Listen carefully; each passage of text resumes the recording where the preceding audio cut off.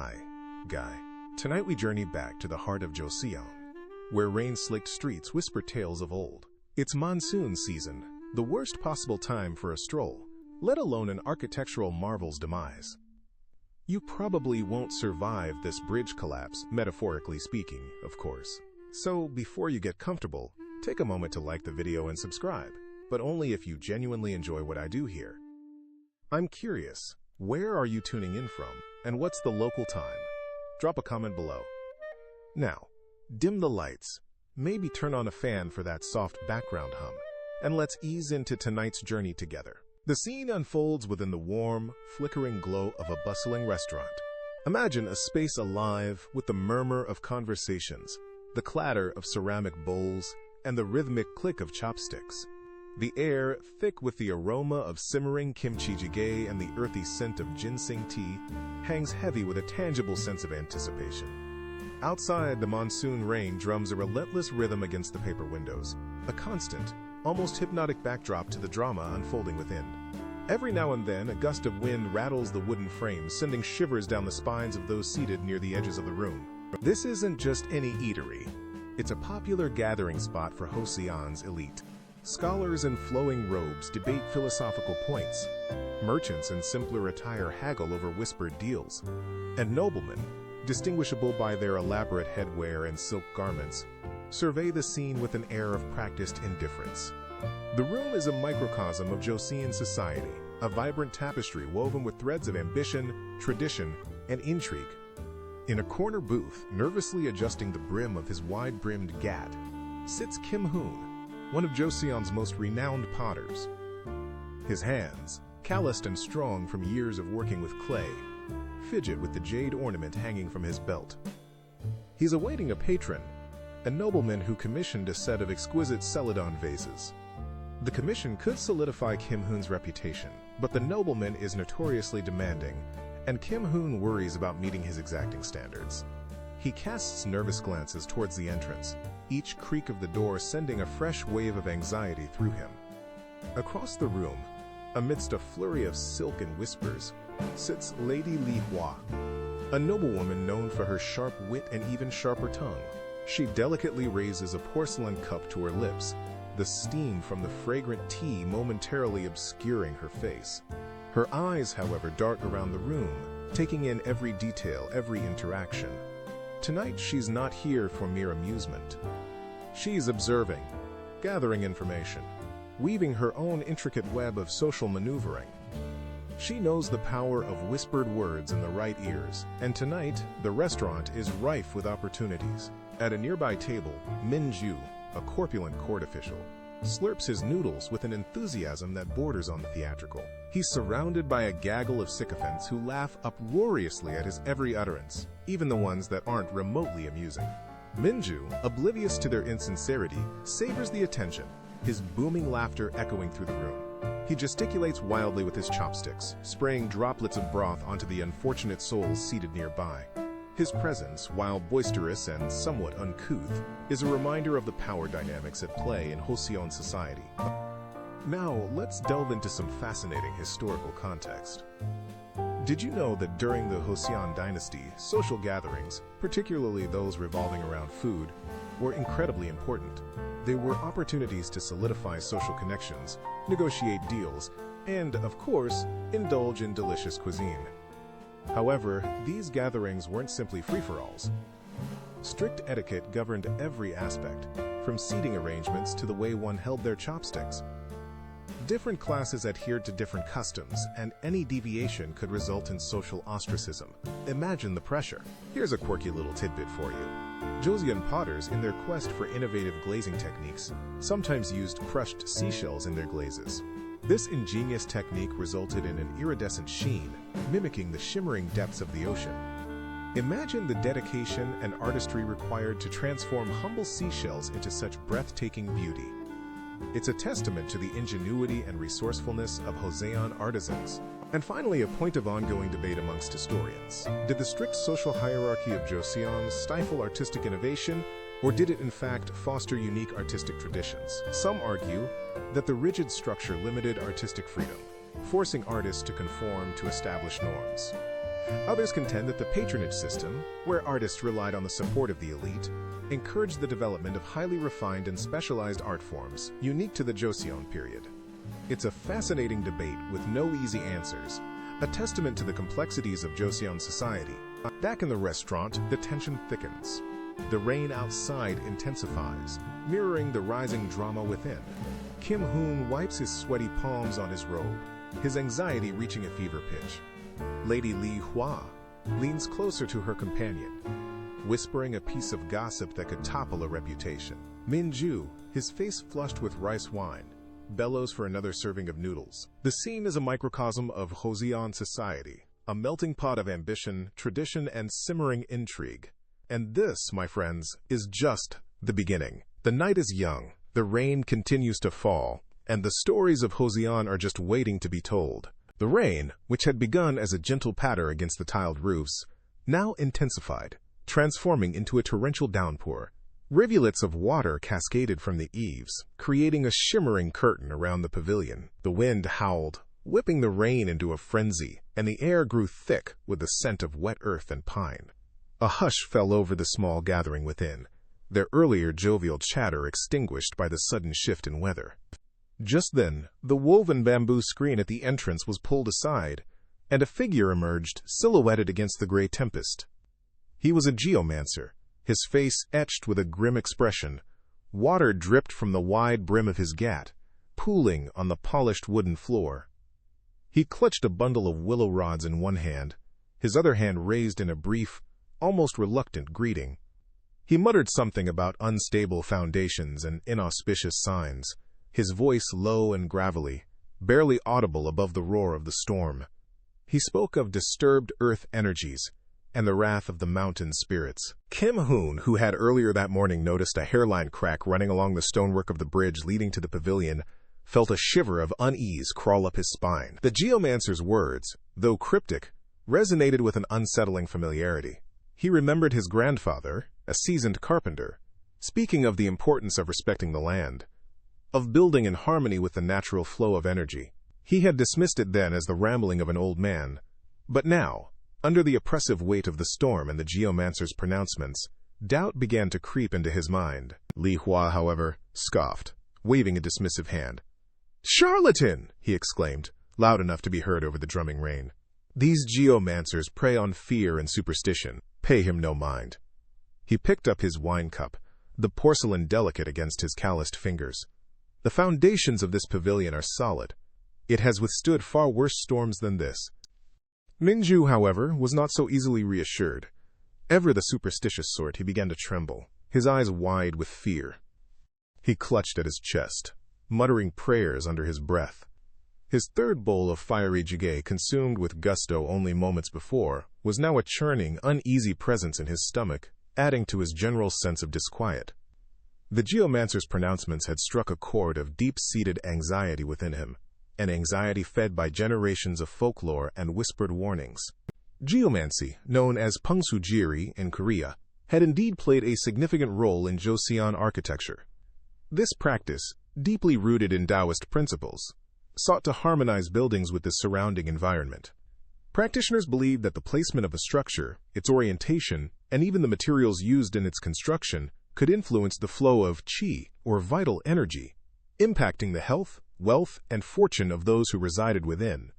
Before any major construction project, a geomancer would be consulted to determine the most auspicious site, taking into account the surrounding mountains, rivers, and even the direction of the wind.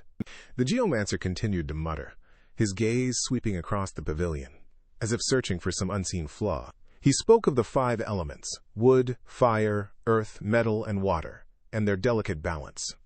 He pointed towards the west, where the storm raged with particular ferocity, and spoke of the restless spirit of the mountain, angered by the intrusion of man-made structures. Li Hua, growing increasingly irritated, rose to his feet. "Enough!" he boomed. "Your gloomy pronouncements are unwelcome here. We have important matters to discuss, and your fear-mongering is disrupting our proceedings." He reached into his purse and tossed a few coins at the geomancer's feet. "Take your payment and leave us in peace." The geomancer stooped to collect the coins, his expression unreadable. He straightened up, his gaze fixed on Li Hua. "The colors," he said, his voice suddenly clear and sharp, cutting through the noise of the storm. "The colors are wrong." This cryptic utterance hung in the air, heavy with unspoken meaning. Some Joseon architects believed that incorporating specific colors into buildings could influence luck and fortune. Red, for instance, was associated with good fortune and was often used in palaces and temples. Blue and green, representing wood and water, were believed to promote harmony and tranquility. The geomancer's words suggested that the colors used in the construction of the pavilion were somehow disharmonious, inviting misfortune. Li Hua, however, dismissed the geomancer's comment with a wave of his hand.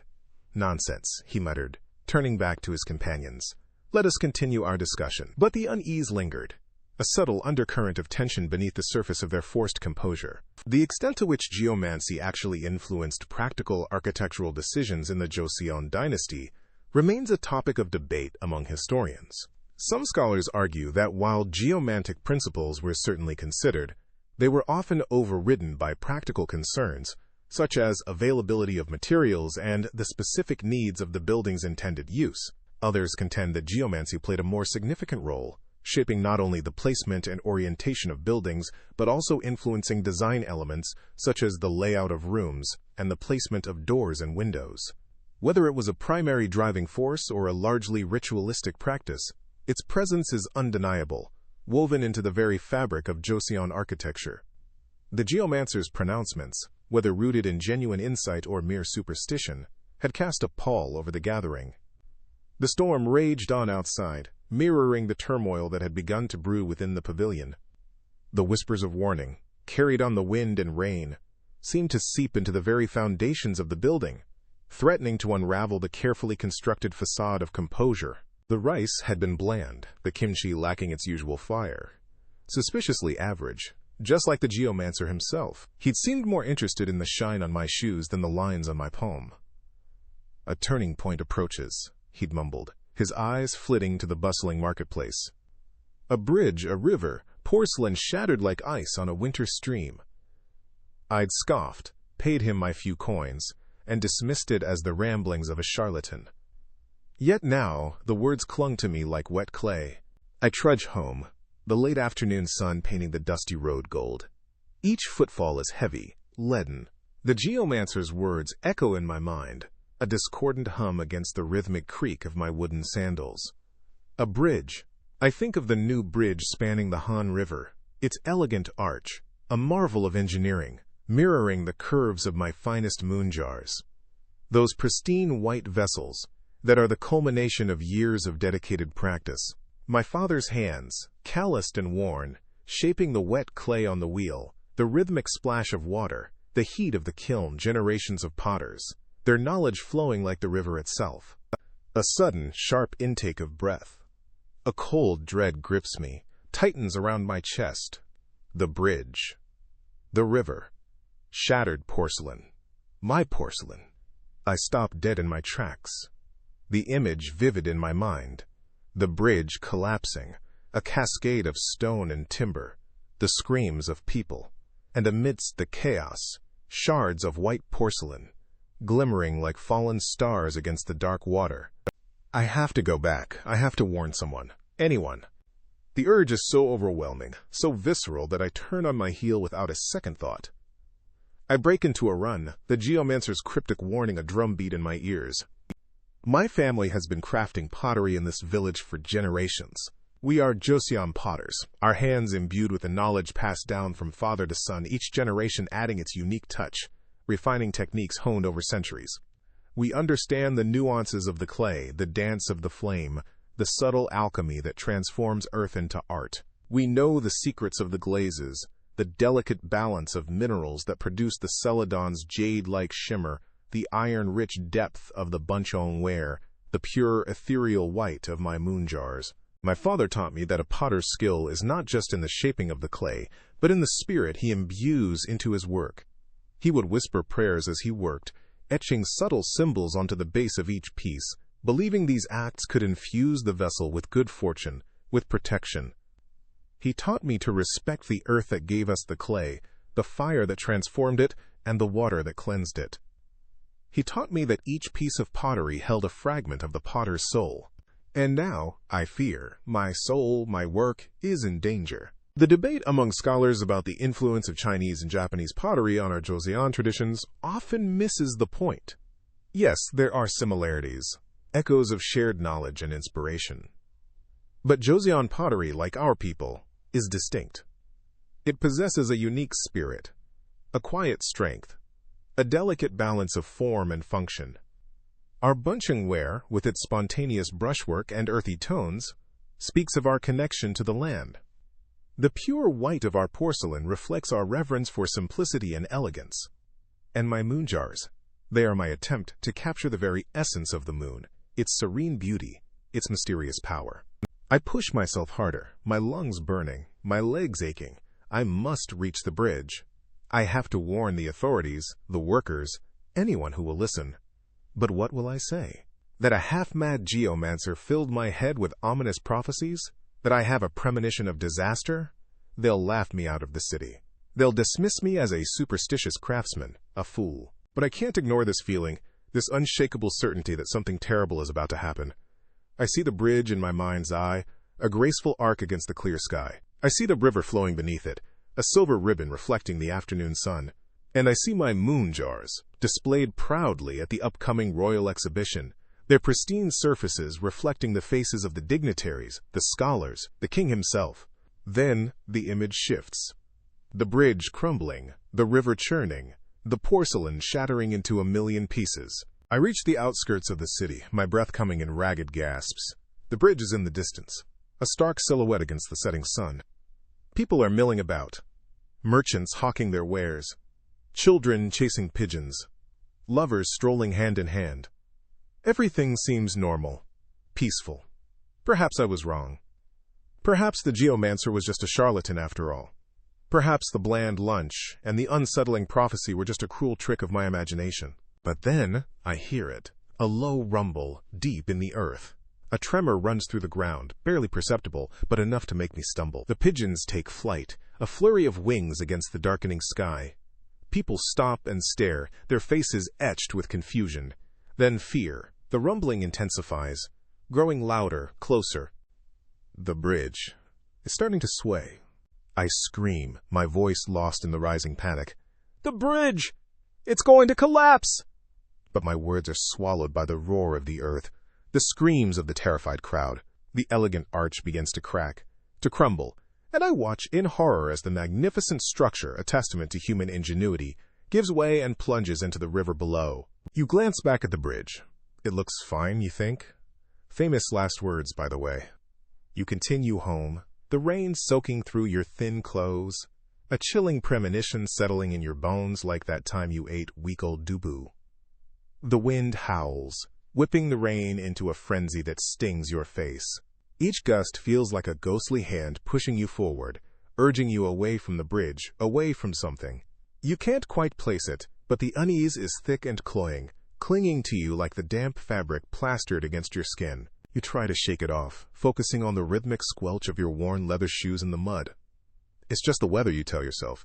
Just the storm making you jumpy. You've crossed that bridge 100 times, maybe more. Old Man Park built it decades ago, sturdy and solid, meant to last generations. He used to boast about the quality of the timber, sourced from the highest peaks of Mount Gyumgang. Wood so dense it could withstand the fury of a dragon's breath, he'd claimed, his eyes twinkling with a mix of pride and playful exaggeration. You'd chuckled along with the other villagers, never truly believing the dragon part. But the bridge had indeed stood the test of time, weathering countless storms and floods. Until tonight, perhaps. That unsettling feeling persists, a knot tightening in your stomach. You quicken your pace, the image of the bridge, seemingly innocuous in the fading light, imprinted on your mind. You see it again in your memory, the dark silhouette against the stormy sky, the way the rain seemed to sheet off it like a waterfall. Nothing seemed amiss.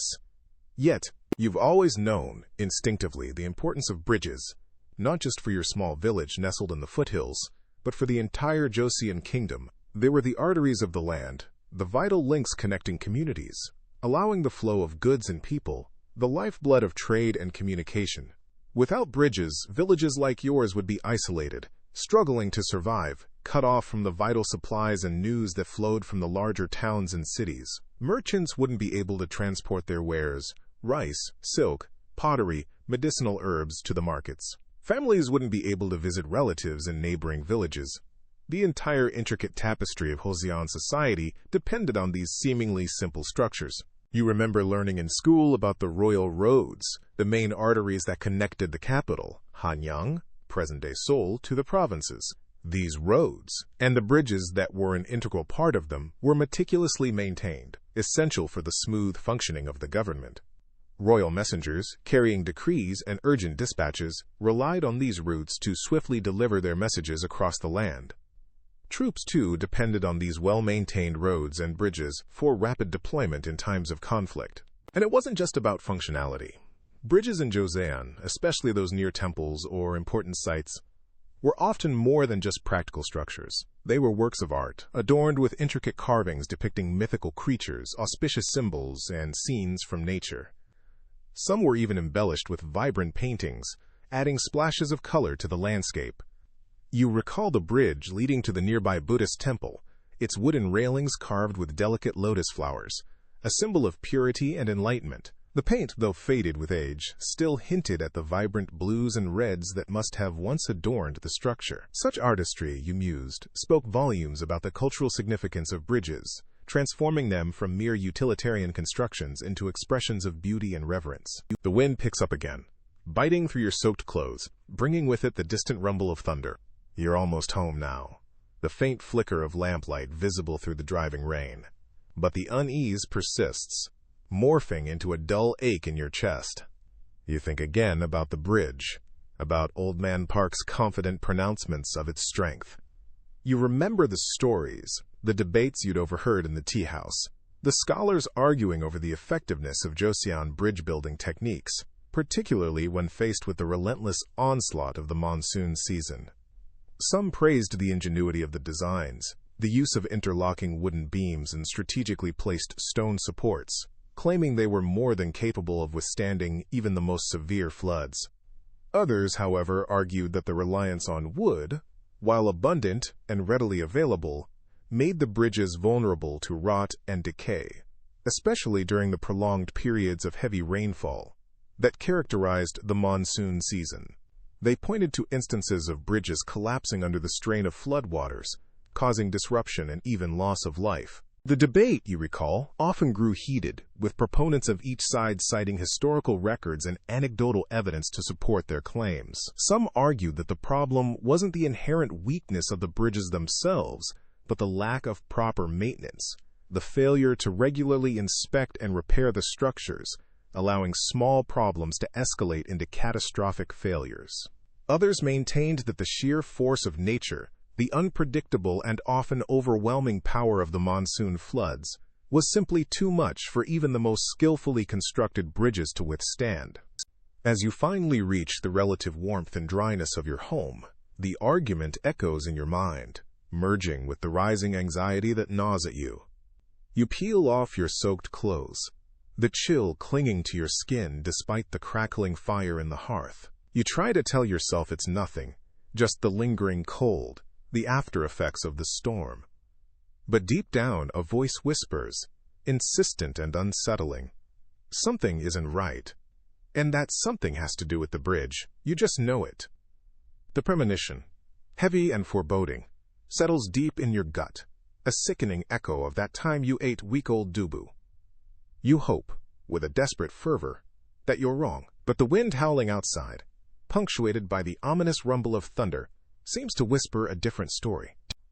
Superstitious nonsense, I scoffed, adjusting the elaborate chignon at the nape of my neck. The geomancer's warning echoed faintly in my ears, something about ill-fated journeys and the wrath of the mountain spirits. I flicked my wrist dismissively, the silk of my parasol catching the weak afternoon sunlight. It was a beautiful shade of celadon, perfectly complementing the jade ornaments in my hair. Waterproof? Probably not. Fashionable? Undeniably. Let the mountain spirits do their worst.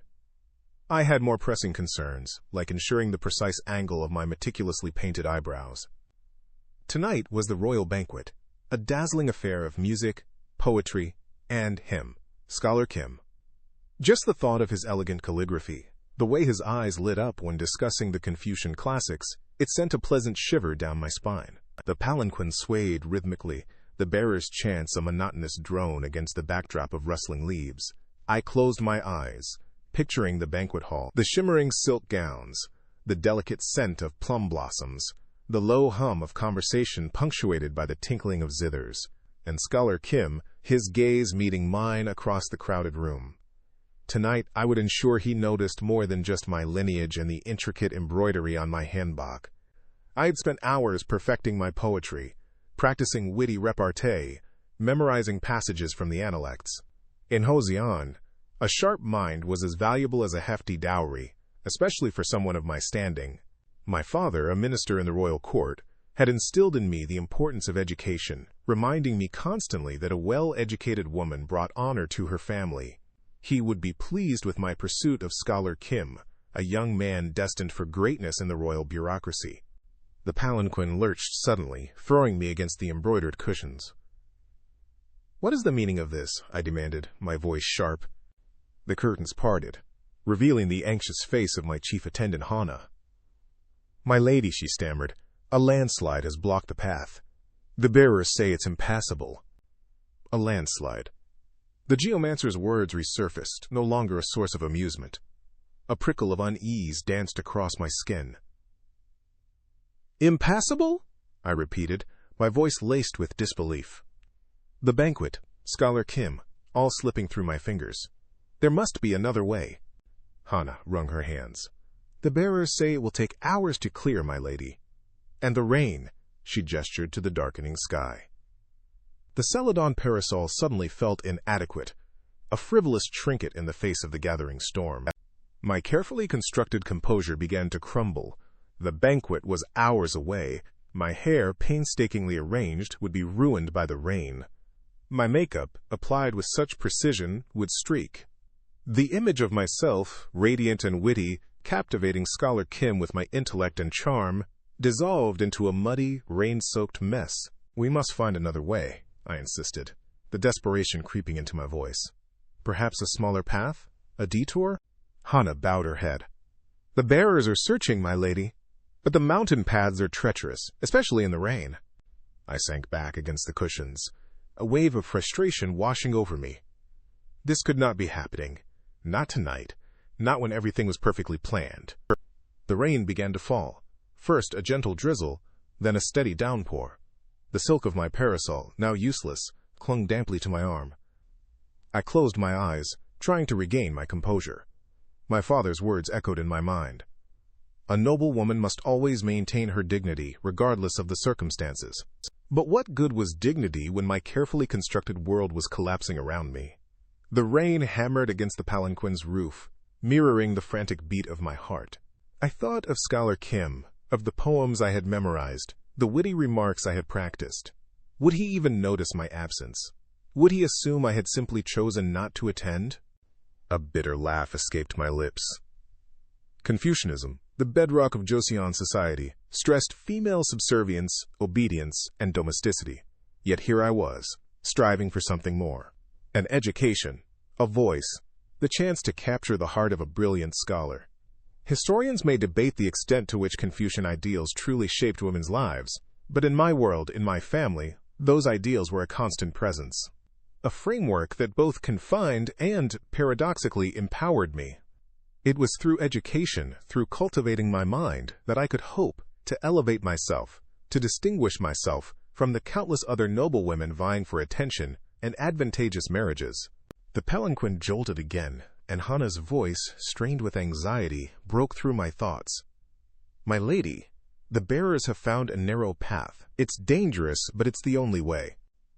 I opened my eyes, the rain blurring the world outside into a hazy green. Dangerous? Perhaps. But the thought of missing the banquet, of losing my chance with Scholar Kim, was a far greater danger. "Then we take it," I said, my voice firm. though my heart trembled with a mixture of fear and determination. The geomancer's warning echoed faintly in the back of my mind, but I pushed it aside. Tonight I would risk everything for a chance at something more. Tonight I would defy the mountain spirits, the rain, and even the rigid confines of Joseon society, for a glimpse of the future I desired.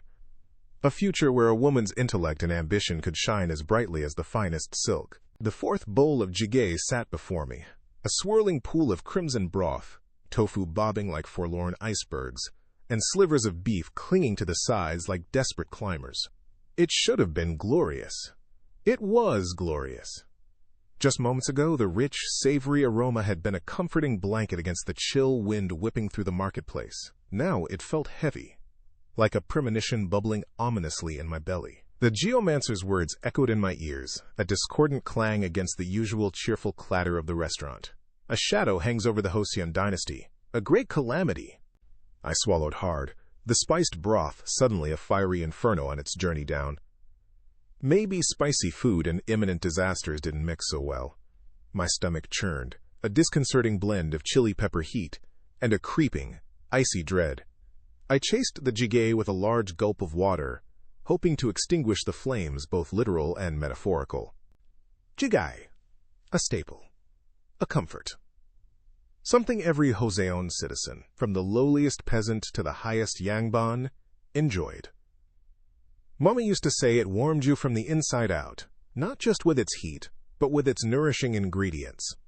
She'd carefully select each element, the plump shiitake mushrooms, the firm tofu, the foraged greens, believing each held its own medicinal magic. Ginseng for vitality, ginger for digestion, gochujang for setting your insides ablaze. Today, though, even Mama's magic couldn't soothe the disquiet swirling within me. I licked my lips, a nervous tic I hadn't even realized I possessed, for what I suddenly, irrationally, thought might be the last time. The very thought made me scoff at myself.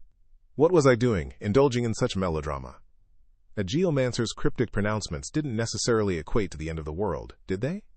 I picked up my spoon, determined to finish what I'd started. Jjigae, after all, had been a cornerstone of the Joseon diet for generations. Historians still debated, of course, the exact extent to which the fiery New World chili peppers had revolutionized our cuisine. Some argued that before the arrival of these vibrant pods, our food had been milder, relying on fermented pastes and pungent garlic for its flavor profile. Others maintained that spice had always played a role, albeit in a different form, with native peppercorns and ginger holding their own against the newcomer. Whatever the truth, one thing was undeniable. Jjigae, in all its spicy glory, had become an integral part of our culinary landscape.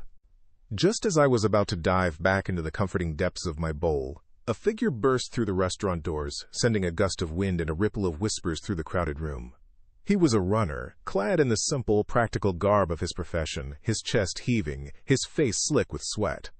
He scanned the room, his eyes wide and frantic, before they landed on a table near the back, occupied by a group of handsomely dressed officials.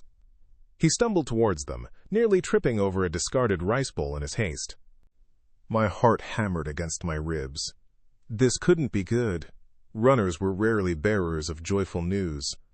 They were harbingers of urgency, of messages that couldn't wait, of bad news. The geomancer's words rang in my ears again, louder this time, a deafening gong against the sudden hush that had fallen over the restaurant. The runner reached the official's table and bowed deeply, his breath coming in ragged gasps. He spoke in hushed tones, his voice barely audible above the nervous murmur that was beginning to spread through the room. I strained to hear, leaning forward in my seat, my half-eaten bowl of jjigae forgotten. I caught snippets of words: border, incursion, mobilized. Each word was a hammer blow against my already fragile composure. The officials' faces, initially composed, now mirrored the runner's frantic energy. They exchanged worried glances, their hands fidgeting nervously with their chopsticks. The runner continued, his voice gaining strength, the urgency of his message taking over. The king requests immediate. The rest of his words were lost in the sudden uproar that erupted in the restaurant. Patrons jumped to their feet, their voices a cacophony of questions, demands, and exclamations. The officials, now on their feet as well, struggled to maintain order, their voices barely audible above the din. My head spun. The chili peppers in the jjigae seemed to have multiplied, setting my stomach ablaze. The geomancer's warning, once a distant echo, was now a thunderclap in my mind. A shadow, a great calamity. This wasn't just a bad dream. This was real. The runner, his mission delivered, pushed his way back through the crowd, disappearing as quickly as he had arrived. The restaurant, once a haven of warmth and comforting aromas, was now a swirling vortex of fear and uncertainty. I pushed my bowl away. The once appetizing jjigae, now a churning reminder of my own churning stomach. My appetite, along with any sense of calm I might have possessed, was completely gone. The noodles of my lunch, once a symbol of comfort and normalcy, now felt like the noodles of doom. The geomancer's prophecy was unfolding before my eyes, and I, along with everyone else in the restaurant, was caught in its fiery, swirling current. The runner stumbled into the bustling restaurant, rainwater streaming from his soaked clothes, gasping for breath. His words, choked and fragmented, cut through the din of conversation like a cleaver. The bridge collapsing must warn. A hush fell over the room, the clatter of chopsticks against porcelain abruptly silenced. Then, the hush shattered. Chaos erupted. Tables scraped against the wooden floor, diners scrambling to their feet, voices rising in a cacophony of fear and disbelief. Kim-hoon gripped the edge of his table, knuckles white, the vague premonition that had haunted him all day solidifying into sickening certainty. He had known, somehow, that something was wrong. The uneasy feeling in his gut, the ominous stillness of the air, now made terrible sense. The bridge, the only way out of the valley, was about to be swallowed by the raging river. Panic clawed at the edges of his composure. He had to get out. He had to warn the others, the villagers who lived beyond the bridge, his family. But the surging crowd was a torrent of human bodies, each driven by the same primal instinct for survival. He was trapped, pinned against his table by the press of terrified people. The messenger, finally able to draw full breath, shouted again, louder this time, his voice hoarse with desperation. "The bridge is weakening! The rains have undermined the foundations. It will not hold much longer." His words only amplified the panic. Children screamed, clinging to their mothers' skirts. Men shoved and jostled, desperate to reach the exit. The air crackled with fear. Kim-hoon pushed back against the tide of people, fighting his way toward the messenger. He had to know more. He had to understand how much time they had left. He reached the young man, grabbing his arm. "How long?" he shouted over the din, his voice tight with urgency. The messenger, eyes wide with terror, shook his head. "Not long. Minutes, perhaps. The cracks are spreading. I barely made it across myself." He pointed towards the north, his hand trembling. "I was sent from the magistrate. He's sending more messengers to warn the villages further downriver." Kim-hoon's mind raced. Messengers. Of course. In the Joseon era, before the advent of modern communication, runners like this young man were the lifeblood of information dissemination. They carried royal decrees, official announcements, and urgent news across the kingdom, their speed and endurance vital to the smooth functioning of society. He recalled reading somewhere that these messengers played a crucial role in maintaining communication during times of war and natural disasters, their dedication often the difference between life and death for countless people. He remembered learning about the intricate network these messengers operated within. The system relied heavily on strategically placed relay stations, ensuring that messages could travel vast distances with surprising speed. In fact, some scholars believe the Joseon system, in its efficiency and organization, bore striking similarities to the Pony Express that would later emerge in the American West. Both systems utilized fresh messengers and horses at regular intervals, allowing for continuous, rapid transit over long distances. But the reliability of the Joseon postal system was a topic of debate among historians. While some lauded its effectiveness, pointing to the speed with which messages could be delivered, others argued that its reliability was often compromised by factors like weather, terrain, and the availability of skilled runners. Kim-hoon had read conflicting accounts, some claiming messages could travel hundreds of miles in a matter of days, while others detailed significant delays and even lost messages, especially during the monsoon season. He wondered, with a pang of fear, if the warnings would reach the villages in time. He pushed these thoughts aside. He needed to act. He turned back to the messenger. "Tell me everything. Everything you saw." The messenger, still catching his breath, described the scene at the bridge. The raging river, swollen by days of relentless rain, had undermined the stone supports. Deep fissures snaked across the bridge's surface, widening with each passing moment. Chunks of masonry were tumbling into the churning water below. The bridge, he said, was groaning under the strain, its imminent collapse inevitable. Kim Hoon closed his eyes briefly, absorbing the information. He had to get to his family. They lived in a small village just beyond the bridge, directly in the path of the impending flood. He opened his eyes, determination hardening his gaze. He had to find another way.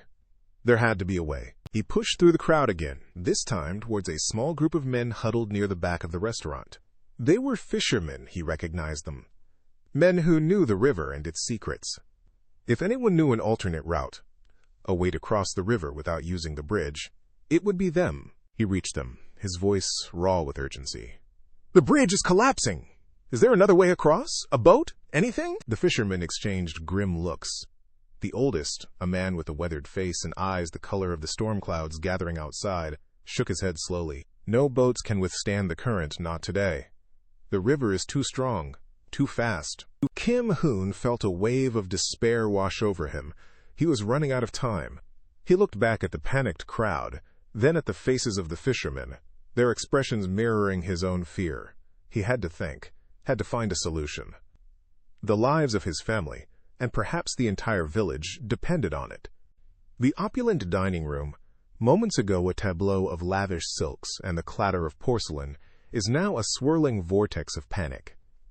Around me, noblemen shove and jostle, their carefully crafted composure dissolving into primal fear. The fragrant steam rising from platters of delicacies is overwhelmed by a sharp, acrid tang, a metallic, burnt smell that punches me in the gut. It's weirdly like the time I microwaved that leftover fish in the office break room. The memory, so incongruous, flashes through my mind as I'm swept along by the terrified crowd, my stomach churning with a mix of nausea and adrenaline. My lungs burn, my heart hammers against my ribs. Someone's silken robe whips across my face, momentarily blinding me. The shouts and screams are deafening, echoing off the high, gilded ceiling. Where's the door? I can't breathe, can't see, can't think. Just this overwhelming urge to escape, to break free from the crushing press of bodies. My hands flail, searching for purchase, finding only the slick silk of a nobleman's hanbok, or the hard, unyielding surface of a lacquered table. Finally, a glimmer of light. The doorway. It seems miles away, a beacon of hope in the swirling chaos. I dig my heels in, pushing, shoving, propelled forward by the sheer force of the panicked crowd behind me.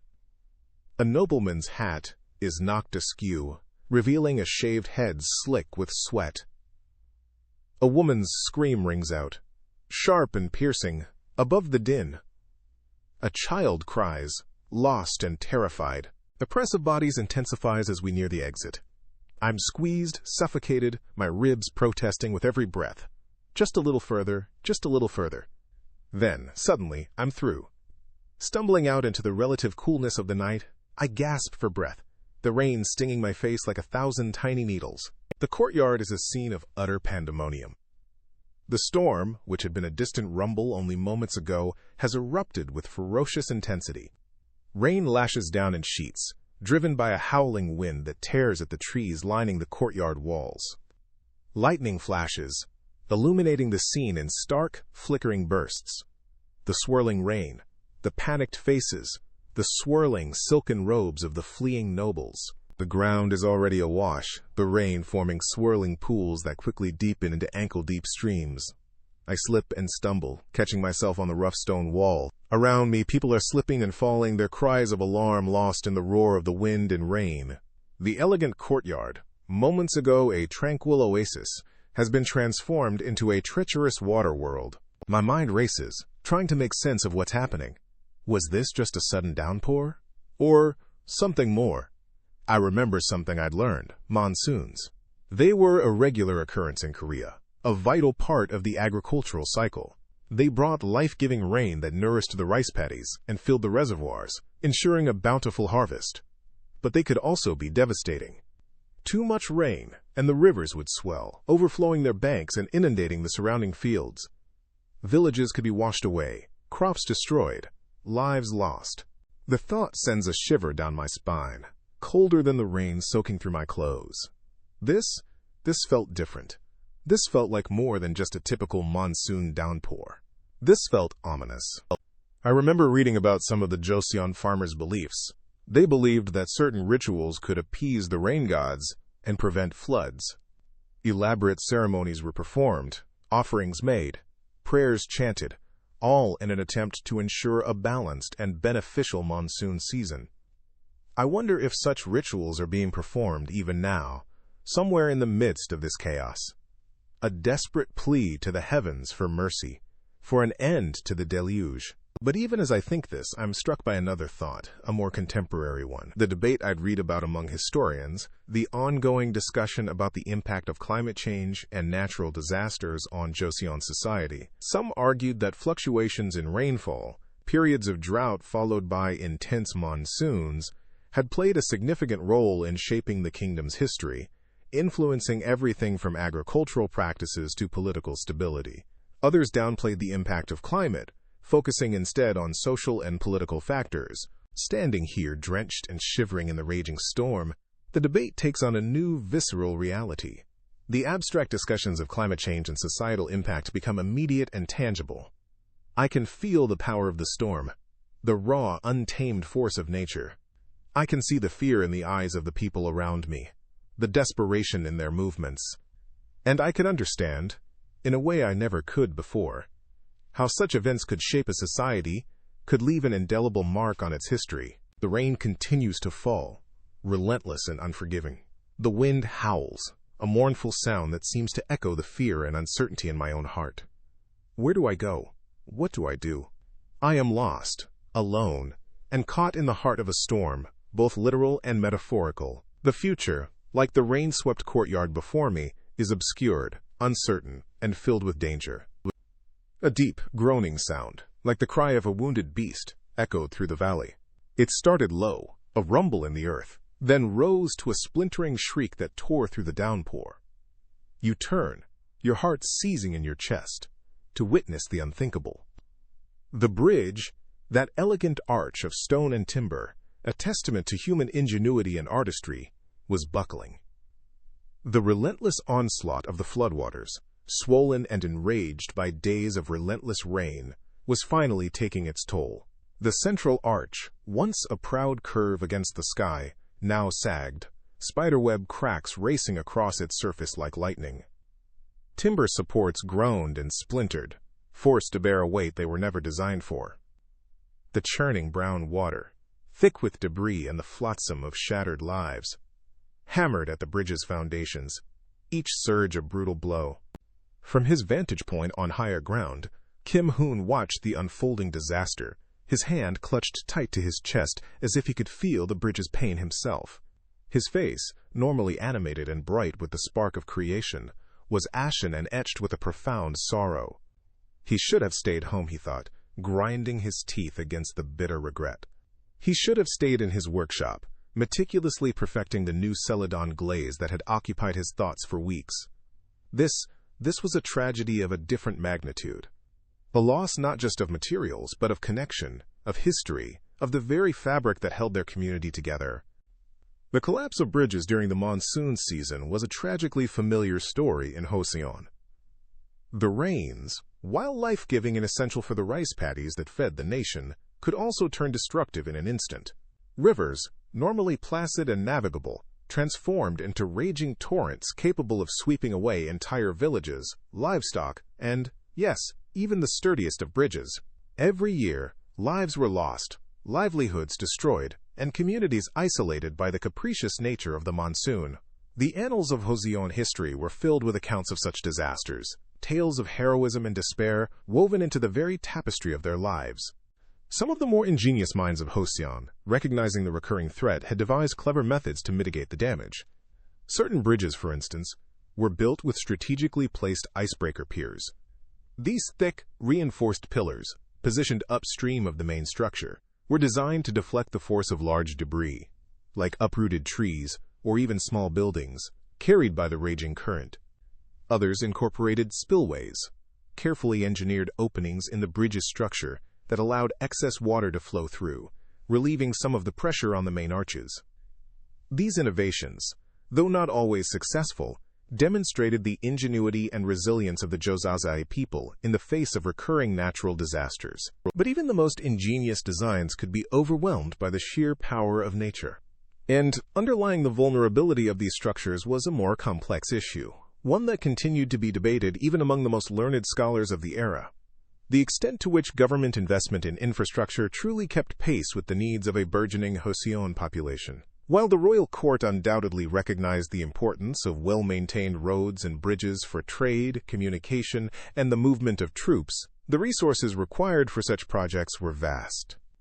And these resources were often stretched thin by other pressing concerns, such as maintaining a strong military, defending against foreign incursions, and addressing the ever-present threat of famine. Some historians argue that the government, for all its efforts, simply couldn't keep up with the demands of a rapidly growing population and the increasing strain on existing infrastructure. They pointed to the frequency of bridge collapses, the often poor condition of roads, and the recurrent flooding in urban areas as evidence of this shortfall.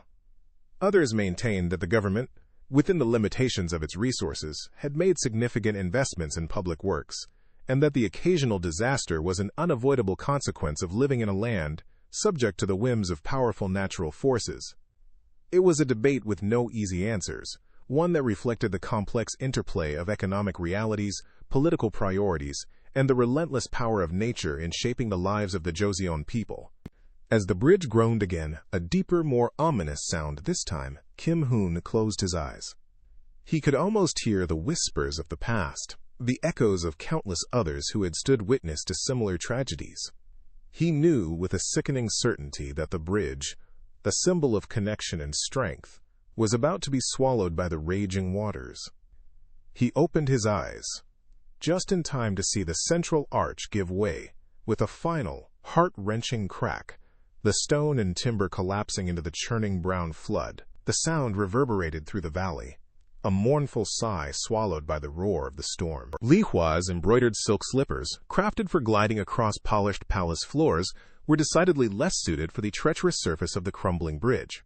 Each dislodged stone sent a tremor up her legs, and the once elegant sway of her hips became a desperate scramble for balance. Rain lashed down, turning the river below into a raging torrent, the roar of the water swallowing even her own panicked gasps. The delicate silk of her parasol, painted with scenes of idyllic landscapes, offered as much protection from the downpour as a spiderweb. It was utterly, uselessly beautiful, just like the romantic stroll she had envisioned with Scholar Kim, the handsome young man whose poetry had set her heart aflutter. That vision, too, was crumbling faster than the bridge beneath her feet. She had pictured him, impressed by her grace and wit, reciting verses by the gently flowing river. Now the river was anything but gentle, and the only verses running through her mind were frantic prayers to any deity who might be listening. Her slipper caught on a loose stone. The jolt sent her stumbling, the exquisitely embroidered silk of her skirts billowing around her like a doomed ship's sails. The floodwaters, now tinged brown with mud and debris, tugged at her ankles, icy fingers reaching for her. Silk, it turned out, was not a particularly buoyant material.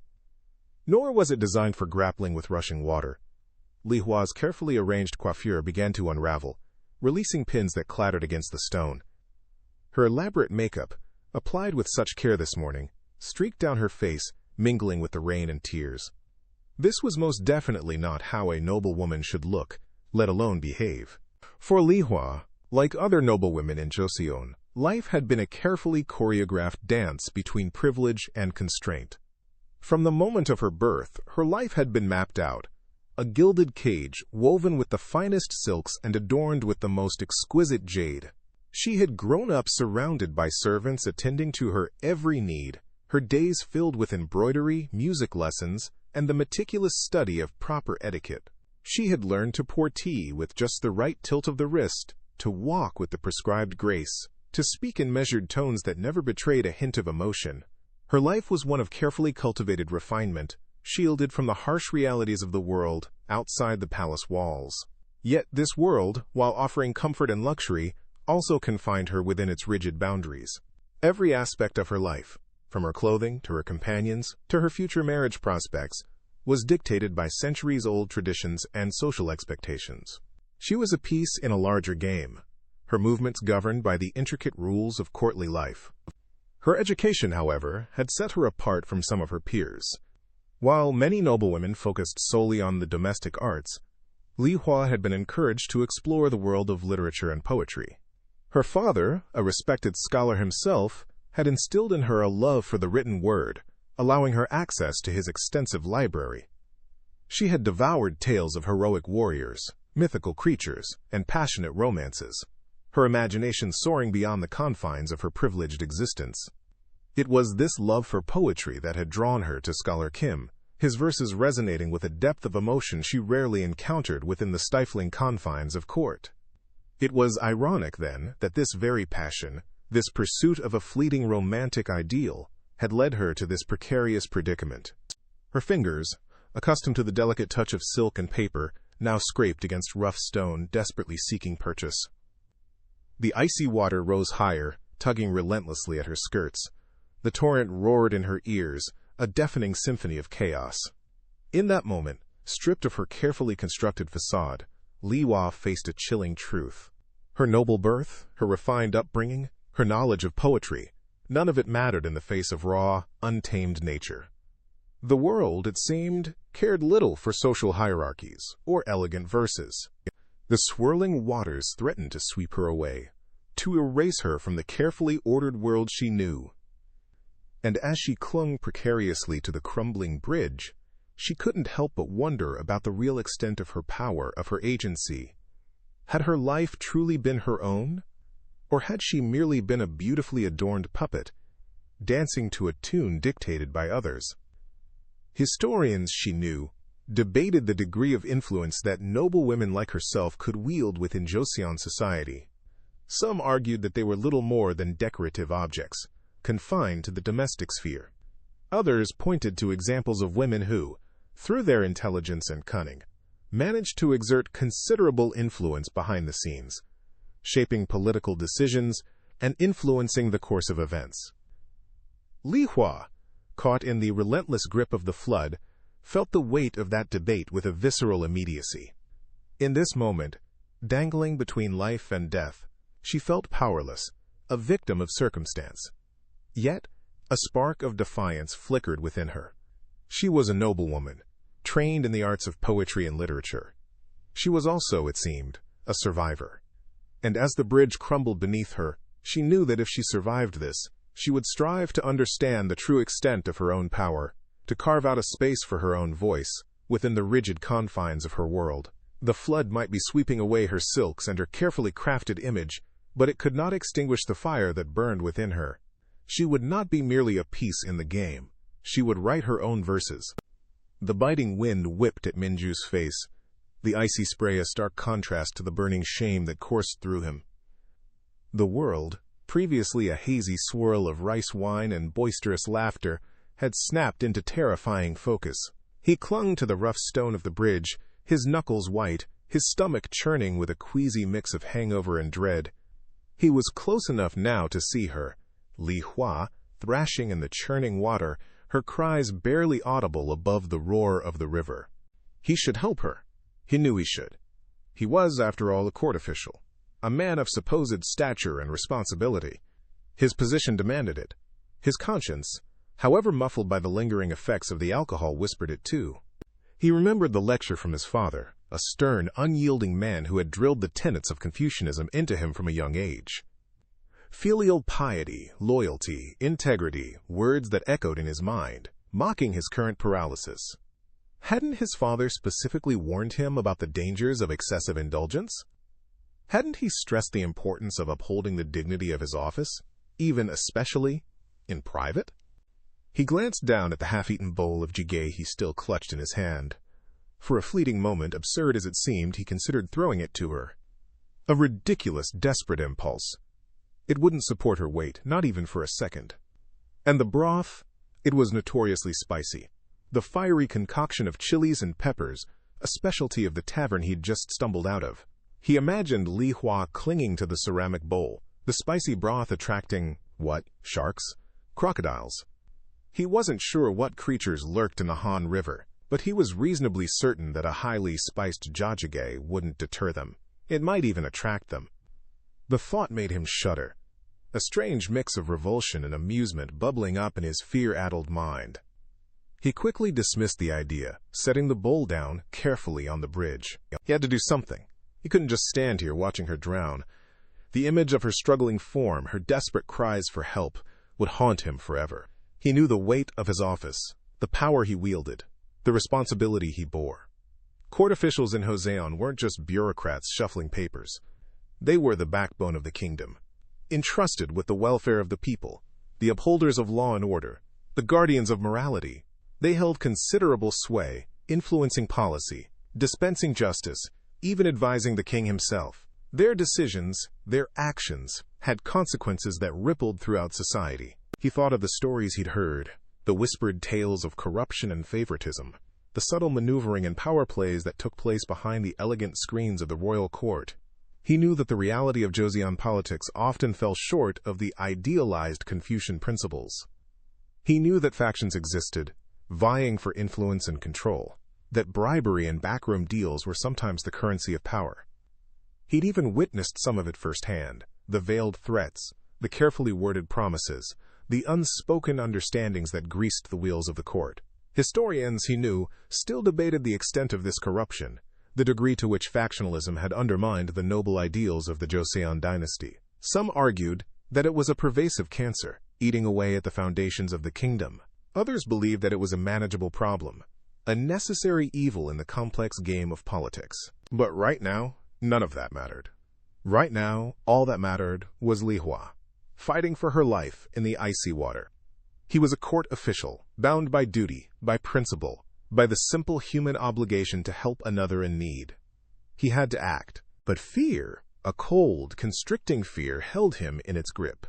The river was treacherous, the current strong. He wasn't a strong swimmer. What if he jumped in and couldn't reach her? What if he was swept away too? He had a family, a wife, children who depended on him. Was he willing to risk his life for a stranger? His inner turmoil raged. Self-preservation battled with duty, fear with conscience. He closed his eyes, trying to block out the chilling cries, the terrifying image of Li Hua sinking beneath the waves. He could almost feel the cold water closing over his own head, the suffocating darkness. Then he heard it, a splash, a shout. He opened his eyes and saw a figure plunging into the river. A fisherman, his boat abandoned nearby, was swimming towards Li Hua, battling the current with strong, determined strokes. Relief, sudden and overwhelming, washed over Minju. He sagged against the bridge railing, his legs weak, his heart pounding. He watched as the fisherman reached Li Hua, grabbed hold of her, and began to pull her towards the shore. He was safe. He hadn't had to risk his own life. He had been spared the agonizing choice, but the shame remained, a burning ember in his gut. He had hesitated. He had stood there, paralyzed by fear, while another person risked their life. He had failed to live up to the ideals he was supposed to embody. He had failed his duty, failed himself. He watched as the fisherman, struggling but resolute, dragged Li Hua to safety. He knew, with a certainty that chilled him to the bone, that he would never forget this night. The image of Li Hua's struggle, the sound of her cries, the crippling grip of his own fear, these would be etched in his memory, a constant reminder of his cowardice, a dark stain on his conscience. The official's choice, or rather his lack of one, would haunt him forever. The wind screamed a mournful song as splintered wood groaned under the strain. Dust and debris choked the air, stinging Kim Hoon's eyes. The bridge, the very symbol of connection between the two halves of the village, was succumbing to the relentless onslaught of the overflowing river. He saw her then, Li Hua, clinging precariously to a fractured section of railing, her face a mask of terror. A raw, primal fear clawed at his throat, but beneath it surged an even stronger force, the desperate, undeniable urge to act. His legs pumped, fueled by adrenaline, and he could almost hear Master O's voice in his head, lamenting his often neglected leg exercises. He pushed harder, his lungs burning, the roar of the river filling his ears, drowning out all other sounds. A small fishing boat, miraculously still tethered to a half-submerged post, caught his eye. With a surge of desperate hope, he scrambled towards it, fumbling with the knotted rope securing it. His fingers, clumsy with fear, finally managed to loosen the knot. He grabbed the thick rope, its coarse fibers rough against his palms, and with a guttural yell hurled it towards Li Hua. The rope, a lifeline of hope against the swirling chaos, sailed through the air, landing just a few feet from her outstretched hand. He yelled again, his voice hoarse, urging her to grab it. For a heart-stopping moment, he feared she wouldn't have the strength. But then, with a surge of her own will, her fingers closed around the rope. He planted his feet firmly, the muscles in his legs screaming in protest, but holding strong. Perhaps skipping leg day hadn't been such a wise decision after all. Slowly, painstakingly, he began to pull, his body straining against the combined weight of Li Hua and the relentless current. Around him, the scene was one of utter pandemonium. People screamed, children cried, and the very earth seemed to tremble beneath the fury of the river. Yet, amid the chaos, he saw glimpses of something else, something that resonated deep within him, echoing the values instilled in him since childhood. He saw men, their faces grim with determination, forming human chains to pull others from the rising waters. Women, their voices strained with worry, offered comfort and aid to the injured. Even children, their small bodies trembling, carried whatever they could salvage from the wreckage. He knew, with a certainty that ran deeper than the raging river, that this was the true spirit of Joseon, the spirit of bravery and selflessness in the face of adversity. He'd learned in his history lessons that such acts were not only valued, but were considered the very fabric of their society. Acts of courage weren't simply admired, they were expected, especially in times of crisis. They were a testament to the interconnectedness of their community, a reflection of the belief that everyone had a role to play in protecting and supporting one another. He also recalled a fascinating tidbit from his studies, that during the Joseon period, some citizens had even formed volunteer groups specifically to assist with disaster relief. These groups, often organized at the local level, provided essential services such as distributing food and shelter, providing medical care, and even helping to rebuild damaged homes and infrastructure. It was a testament to the resilience and compassion of the people, their unwavering commitment to helping their neighbors in times of need. The rope bit into his hands, raw and burning, but he held on, his gaze fixed on Li Hua, who was now inching her way towards safety. The bridge continued to crumble, sections of it disappearing into the churning water with a sickening crunch. He knew that every second counted. Every ounce of strength he possessed could mean the difference between life and death. He finally managed to pull Li Hua onto the relative safety of the riverbank, both of them collapsing in a heap, gasping for breath. He looked around, taking in the devastation, the sheer scale of the disaster unfolding before his eyes. He knew that the road to recovery would be long and arduous, but he also knew, with a renewed sense of hope, that they would not face it alone. The memory of his history lessons surfaced again, this time focusing on the role of the government. He remembered learning about the often debated effectiveness of government-led disaster relief efforts during the Joseon period. Some historians argued that the government was often slow to respond, hampered by bureaucracy and limited resources. Others maintained that the government played a crucial role in coordinating relief efforts and providing essential aid to those in need. He wondered, as he looked at the devastation surrounding him, how history would judge their current rulers' response to this catastrophe. He hoped, with a fervor that surprised even him, that they would rise to the occasion, demonstrating the same spirit of bravery and selflessness he had witnessed in the faces of his fellow villagers. He knew that the true test of a government lay not in its ability to prevent disasters, but in its response to them, its commitment to protecting and supporting its people in their darkest hour. He knew, with a certainty that settled deep in his bones, that the potter, once lost and adrift, had finally found his redemption, not in clay and kiln, but in the shared humanity of this desperate moment. Li Hua's fingers, slick with the relentless downpour, tightened around the coarse rope. Each icy drop that plastered her hair to her cheek, each gust of wind that tore at her sodden clothes, screamed at her to let go. Below, the churning brown water of the swollen stream roared its own warnings. But she held on. She had to.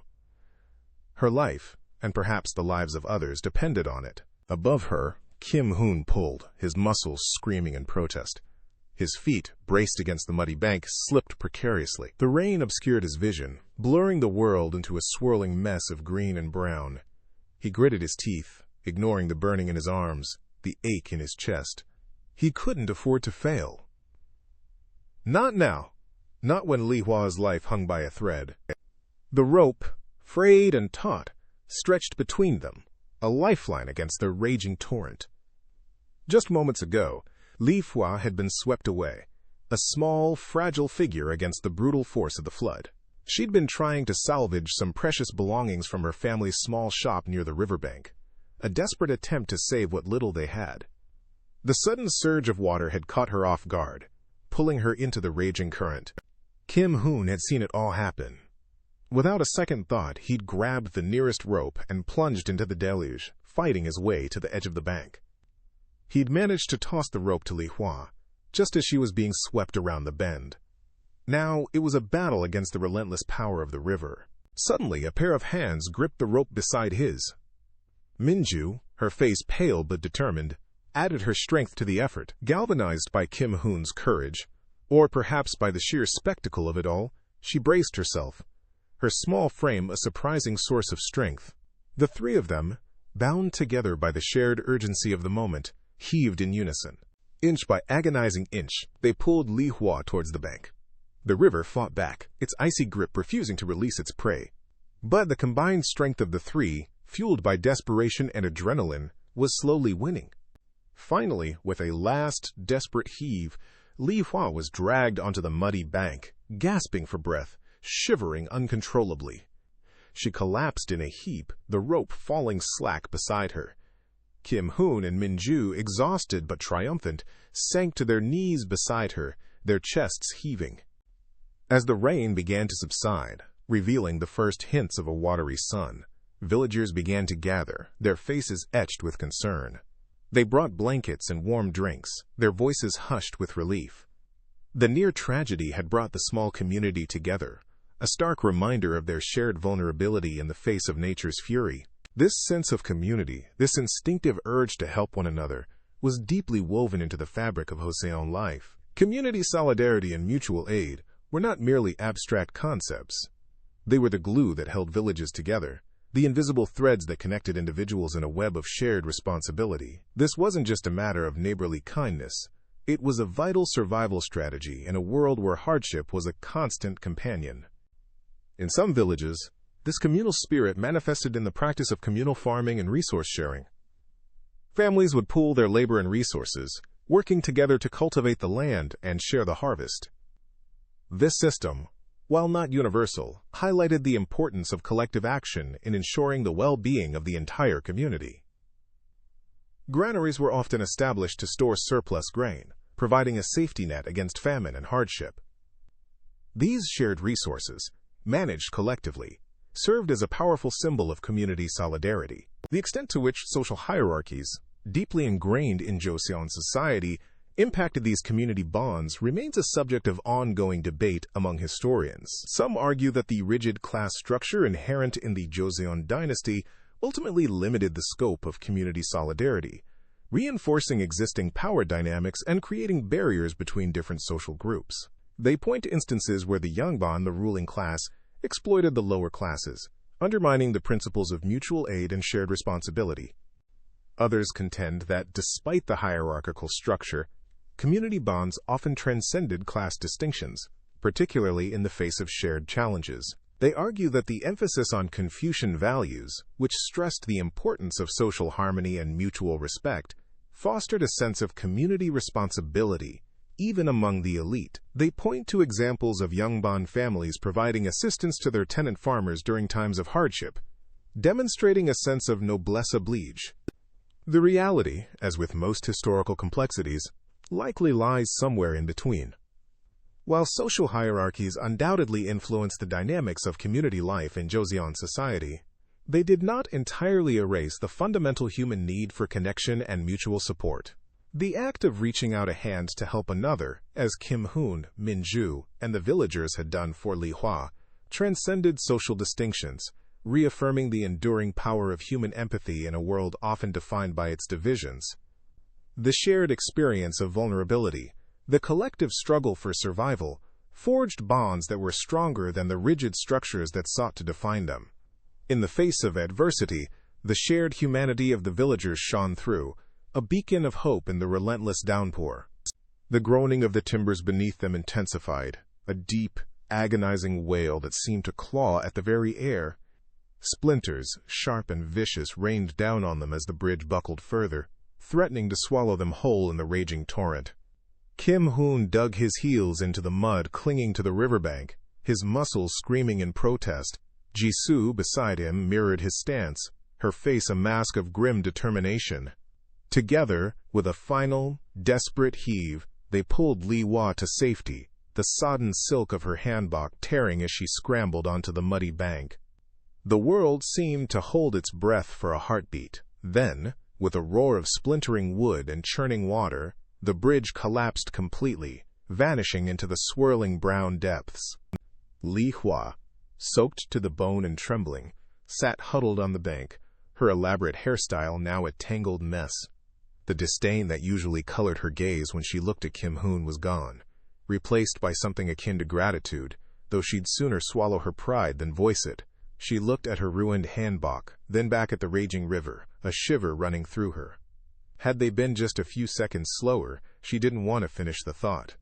The rain, which had been relentless for days, finally began to ease, leaving a washed-out, desolate landscape in its wake. The river, usually a placid, life-giving artery, had become a destructive force, swallowing homes, fields, and lives whole. Kim Hoon knew this flood would be devastating. He'd seen the power of such natural disasters before. Floods and droughts were a constant threat to Joseon communities, their impact rippling through every aspect of life. A failed harvest due to drought could mean starvation for entire villages. A flood like this one could wipe out homes, livestock, and precious stores of rice, leaving families destitute and vulnerable. He remembered his grandfather's stories, tales of the Great Famine of 1748, when drought had withered the land and left the people to starve. He remembered his grandmother's quiet prayers for rain, her desperate pleas to the heavens for mercy. Those memories tightened his chest, a knot of fear and helplessness. He looked at the surrounding fields, submerged beneath the muddy water, and wondered how many families would be left with nothing. Jisoo, ever practical, began assessing the damage. "The village, it's gone," she whispered, her voice hoarse. Kim Hoon followed her gaze. The small cluster of houses nestled further down the riverbank was submerged, only the rooftops visible above the churning water. A wave of nausea rolled over him. How many lives had been lost? How many families had been torn apart? He remembered something his grandfather had told him, a small detail that had stuck with him all these years. Some communities, particularly those prone to drought, had constructed special storage facilities, almost like underground granaries, where they stockpiled rice and other grains. These stores were meant to be a buffer against famine, a lifeline in times of desperate need. He wondered if any of the villages further upstream had such facilities. It was a slim hope, but a hope nonetheless. "We need to find help," Jisoo said, breaking through his thoughts. "The survivors, they'll need food, shelter." Kim Hoon nodded, his mind already racing. He knew the local magistrate would be overwhelmed. The scale of the disaster was immense. He thought of the royal court in Hanyang, so far removed from the realities of life in the countryside. Would they even understand the gravity of the situation? He'd heard stories of officials who dismissed reports of natural disasters as exaggerations, more concerned with maintaining their own power than with the suffering of the people. He knew that historians debated the long-term social and economic impact of major natural disasters in Joseon history. Some argued that such events led to significant social upheaval, weakening the existing power structures and creating opportunities for change. Others maintained that the Joseon dynasty was remarkably resilient, able to bounce back from even the most devastating catastrophes. He wondered where this flood would fall in that historical narrative. Would it be a footnote, A brief mention in some dusty chronicle? Or would it be a turning point, a catalyst for profound change? Li Hua, who had remained silent until then, finally spoke, her voice weak. My family's estate. It's upstream," she stammered, gesturing vaguely towards the north. They might have supplies." It was a hesitant offer, laced with the remnants of her usual arrogance, but there was a flicker of genuine concern in her eyes. Kim Hoon looked at her, surprised. He had expected her to be more concerned with her own safety, her own comfort. He had misjudged her. Perhaps the shared experience of facing death had chipped away at her carefully constructed facade of indifference. "Then we should go," Jisoo said, her voice firm. "We need to find survivors, and we need to find help." Kim Hoon nodded. He helped Li Hua to her feet, her legs still shaky from the ordeal. Together, the three of them began the arduous journey upstream. The image of the collapsing bridge and the raging torrent forever etched in their memories. The rain had stopped, but the sky remained heavy, a somber gray canvas reflecting the uncertainty that lay ahead. They walked in silence, each lost in their own thoughts, the weight of the disaster pressing down on them. The path ahead was uncertain, but one thing was clear. The flood had changed everything. The world they had known, the world of rigid social hierarchies and predictable routines, had been washed away. They were entering a new era, an era of hardship and uncertainty, but also, perhaps, an era of unexpected alliances and newfound resilience. Minju crumpled onto the muddy ground, his legs giving way beneath him. The tremors that had racked his body just moments before, the tremors he'd been convinced were a harbinger of his imminent demise, now receded like a tide pulling back from the shore. They weren't a premonition of death, just jigaw, bad jigaw. He groaned, pressing a hand to his churning stomach. The potent mix of fermented soybeans and questionable seafood he'd consumed for lunch was now waging war within his digestive system. He'd scoffed at the old geomancer's warnings about inauspicious alignments and the dangers of traveling on certain days. Now, staring at the wreckage of the bridge before him, Minju made a mental note to start listening to geomancers more often. A lot more often. The bridge, once a proud arch spanning the churning brown waters of the river, now lay in splintered ruins. Huge timbers jutted out at awkward angles, like broken bones protruding through torn flesh. The ropes that had once bound the structure together now dangled limply, swaying in the wind, like the mournful strands of a widow's hair. Minju, amidst the mud and the debris, felt quite small. Smaller even than the chunks of radish that had floated menacingly in his ill-fated jjigae. He had been on his way to the next district, tasked with inspecting the very bridge that now lay shattered at his feet. Ironically, his mission had been to assess its structural integrity. He'd been delayed, of course, by the allure of the roadside stall and its steaming pot of jjigae. He could still smell the pungent aroma, a memory now tainted with the bitter taste of regret. Had he not stopped, had he heeded the geomancer's warning, he would have been midway across the bridge when it collapsed. The thought sent a fresh wave of tremors through him, this time unrelated to his lunch. He shuddered, a cold sweat prickling his skin. The Joseon government, in its infinite wisdom, understood the importance of connecting its sprawling kingdom. A complex system of public works existed, dedicated to the construction and maintenance of vital infrastructure, roads, bridges, canals. These were the arteries and veins that kept the lifeblood of Joseon flowing. Minju, a low-ranking official within the Ministry of Works, was a tiny cog in this vast machine. His role, though seemingly insignificant, played a part in the grand scheme of maintaining the kingdom's interconnectedness. He inspected bridges, assessed roads, and filed reports. Reports that, he now realized, might have actually held some weight, some power to prevent this. He pushed himself up, wincing at the protesting creak of his joints. The disaster was significant. Trade would be disrupted, communication hampered, lives perhaps even lost. He looked around for any sign of survivors, any indication of the scale of the tragedy. Thankfully, he saw no bodies.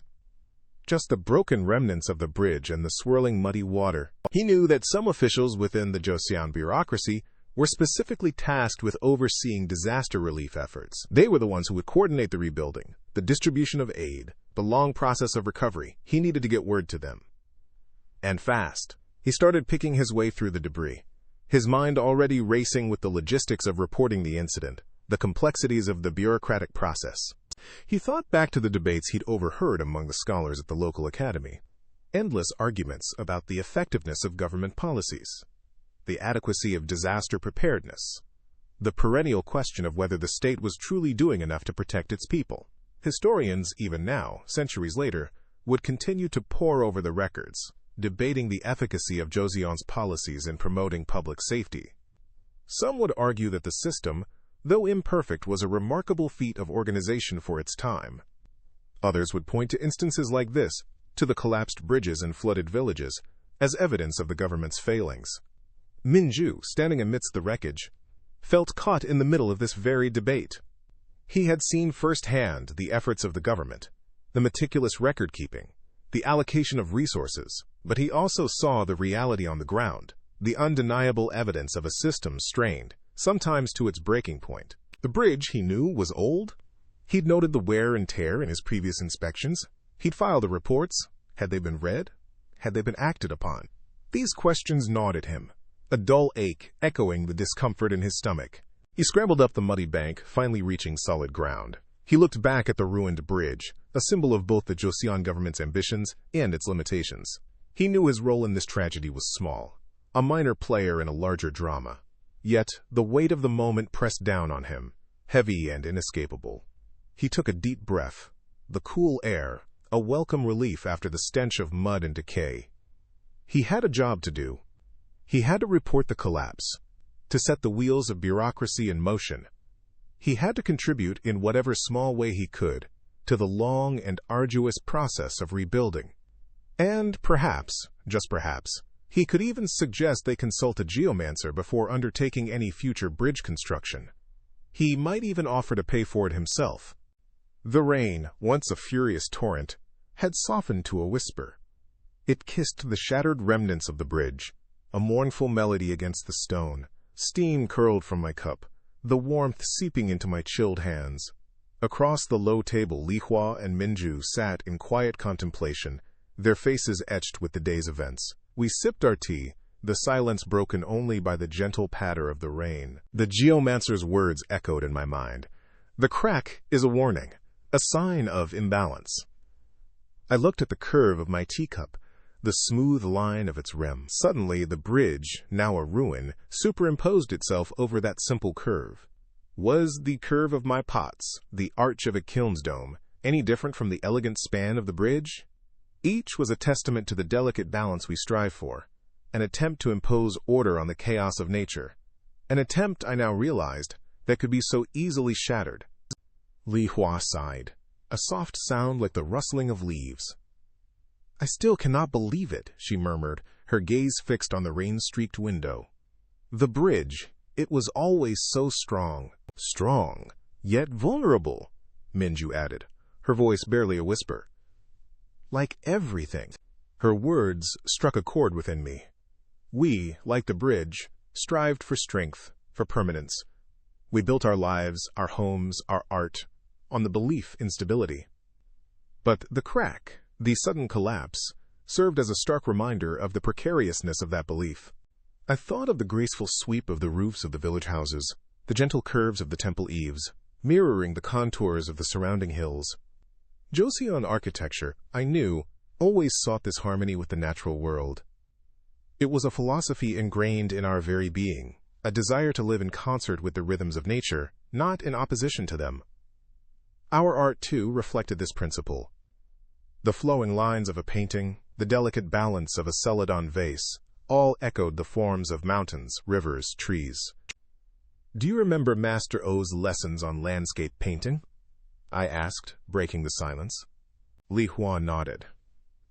He used to say that every brushstroke should be a breath of the mountain, every wash of color the flow of a river. He believed that those natural forms held spiritual significance, Minju added, that by capturing their essence in our art, we could tap into a deeper understanding of the universe. Some artists even believed that certain mountains held the key to immortality, I recalled, thinking of the countless paintings depicting towering peaks shrouded in mist, their summits reaching for the heavens. It was a belief that reflected a profound respect for the power and mystery of nature, a recognition of its enduring presence against the fleeting nature of human life. Yet, Li Hua pointed out, even the mountains crumble eventually.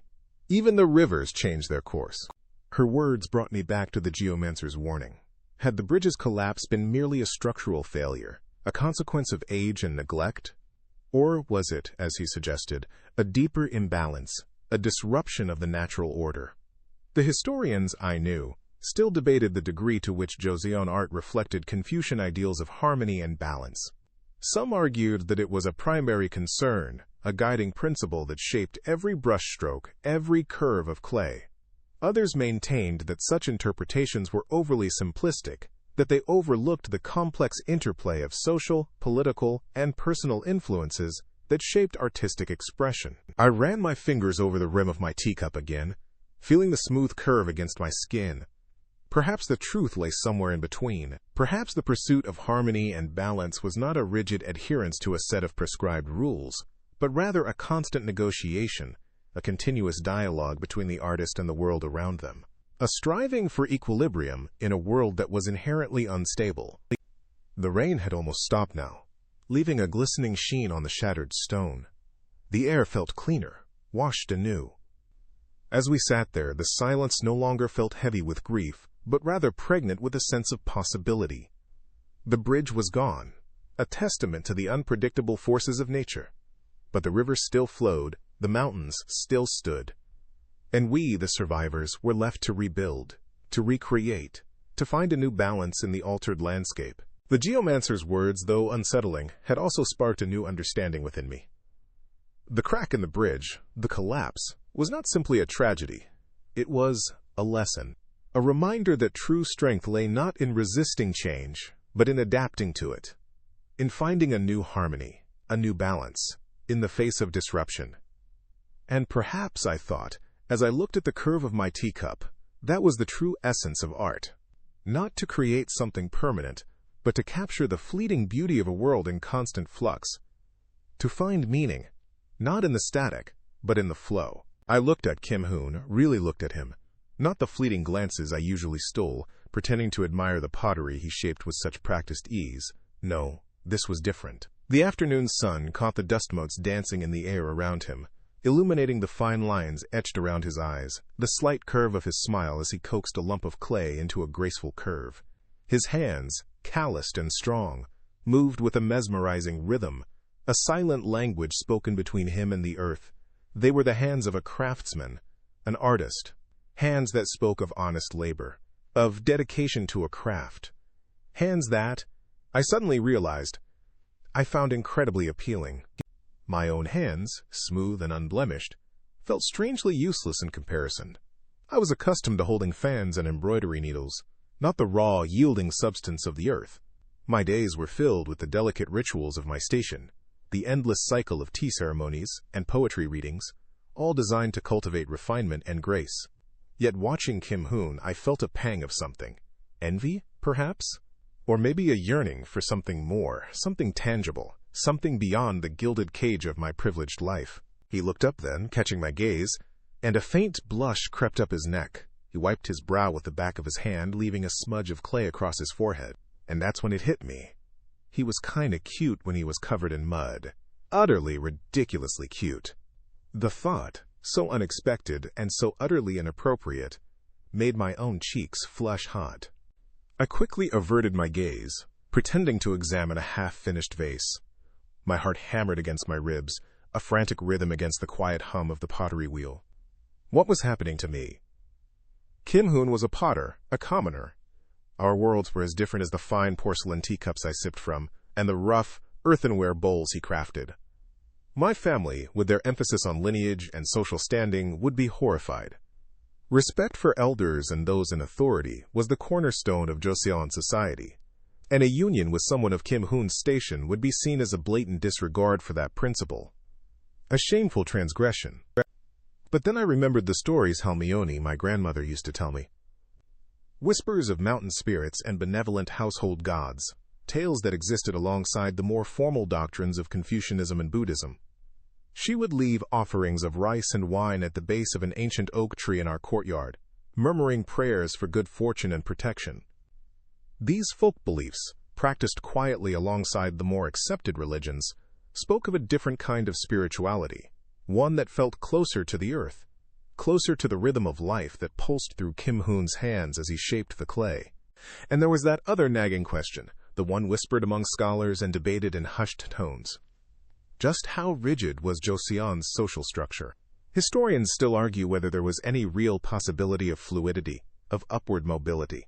Could someone like Kim Hoon, through skill and hard work, transcend his birth and achieve a higher standing? Could a love like the one blossoming in my heart, however unlikely, ever be accepted? The thought was a dangerous one, a flickering flame of hope in the darkness of societal expectations.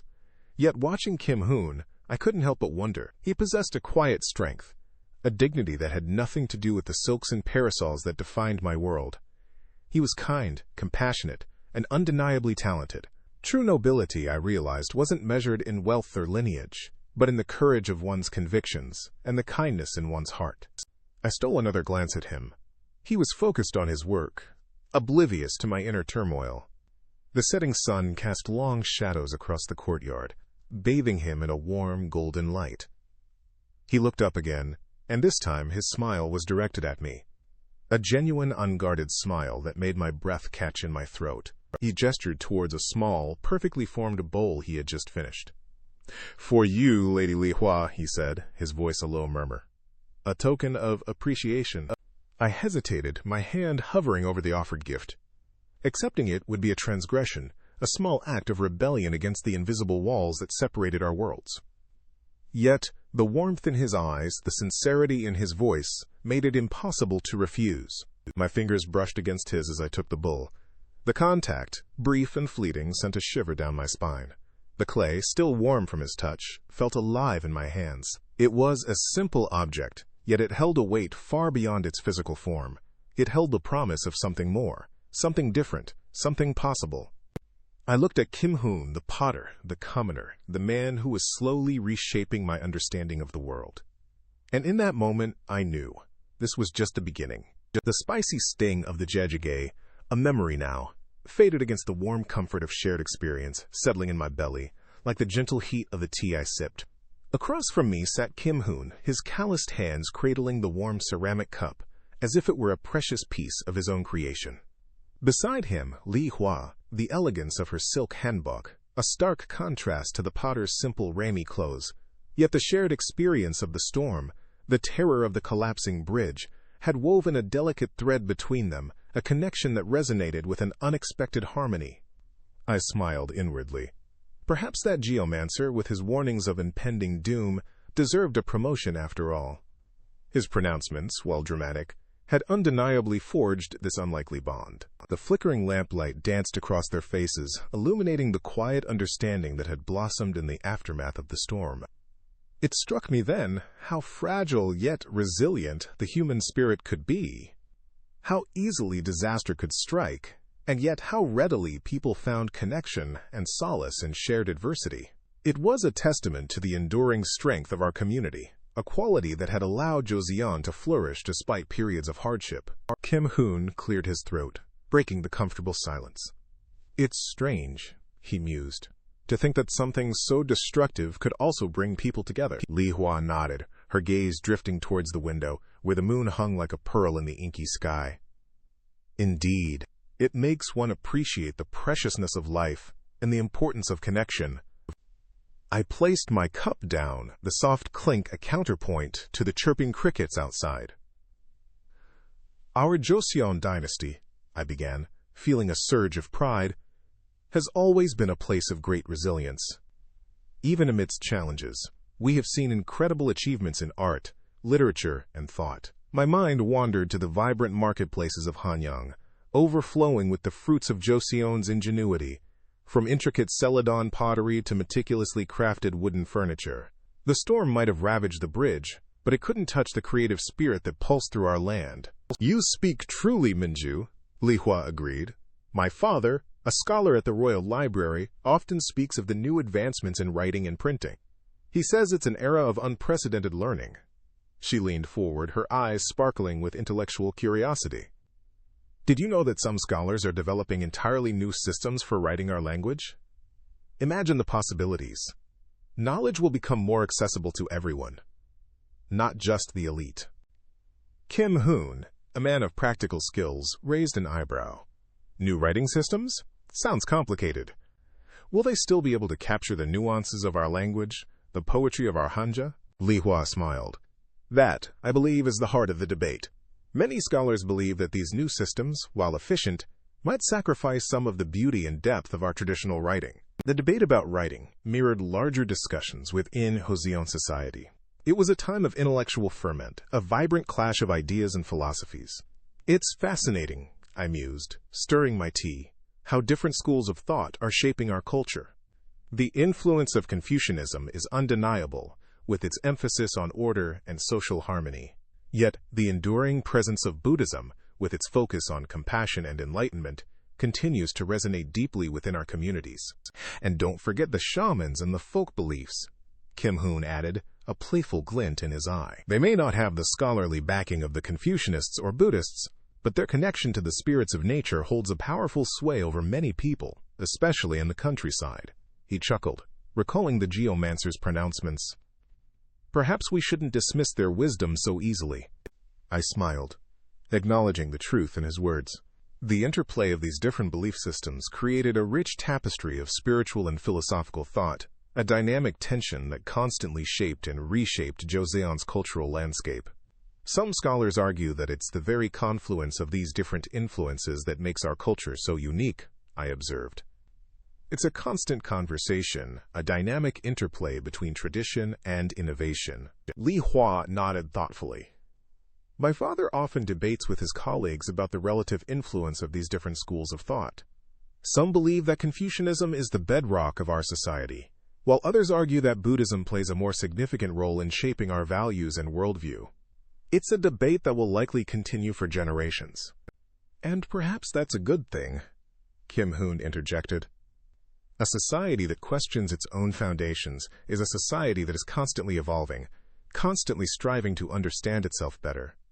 He took a final sip of his tea, his eyes reflecting the flickering lamplight. Just like the potter constantly refines his craft, seeking to create something beautiful and enduring from the raw earth, our society too is a work in progress, shaped by the hands of countless individuals, each contributing their unique perspective. His words resonated deeply within me.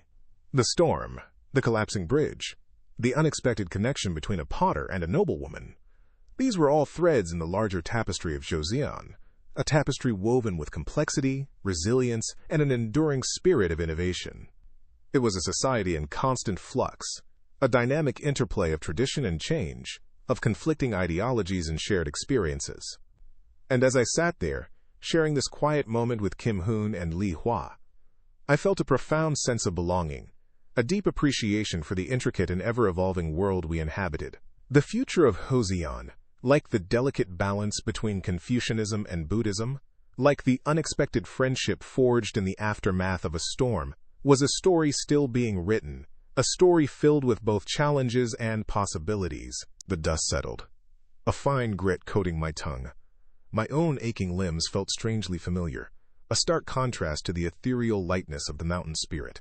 I watched as Kim Hoon, Li Hua, and Minju began the long walk back towards town, their figures small against the backdrop of the ravaged landscape. The shattered remains of the bridge, splintered wood and twisted metal hanging precariously over the churning water, served as a stark reminder of how quickly things could change, how easily the threads of life could be severed. I thought of the mountain spirit's words echoing in my mind, a whisper of ancient wisdom carried on the wind.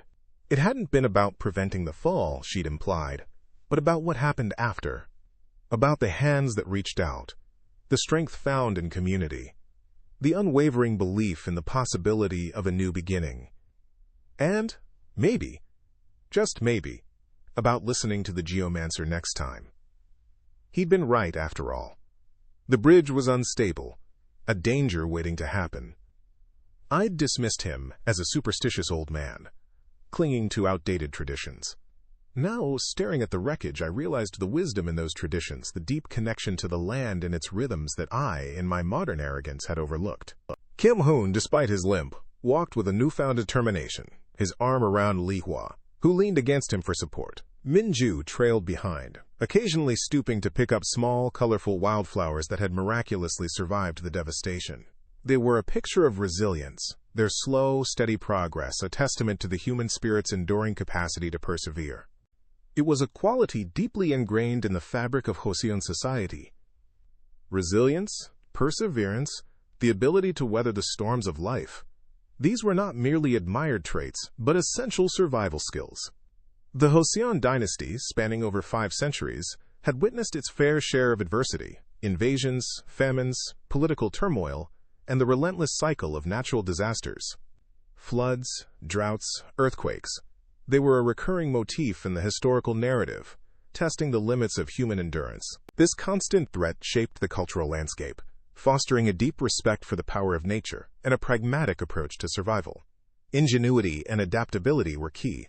Farmers developed innovative irrigation techniques to combat drought. Communities learned to build stronger, more resilient homes in earthquake-prone areas.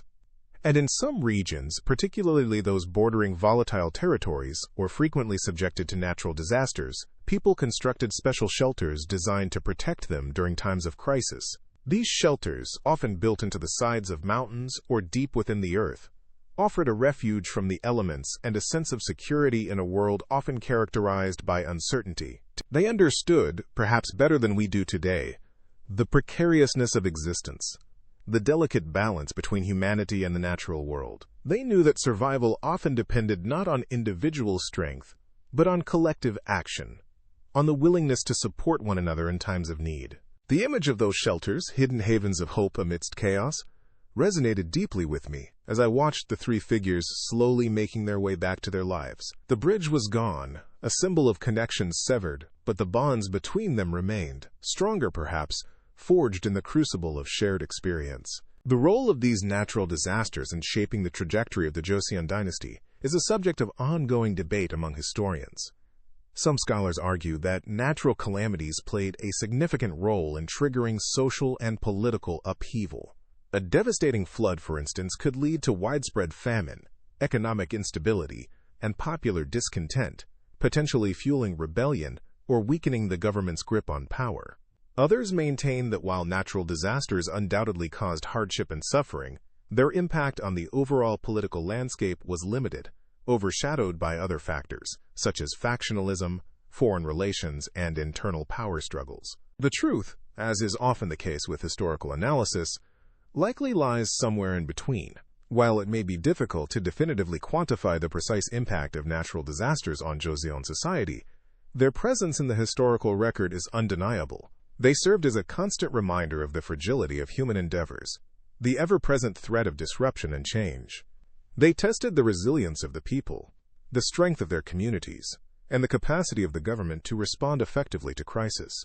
And in doing so, they shaped the very character of the Joseon dynasty, contributing to its unique blend of resilience, pragmatism, and a deep respect for the forces of nature. The sun began to dip below the horizon, casting long shadows across the valley. The air grew cooler, carrying the scent of pine and damp earth.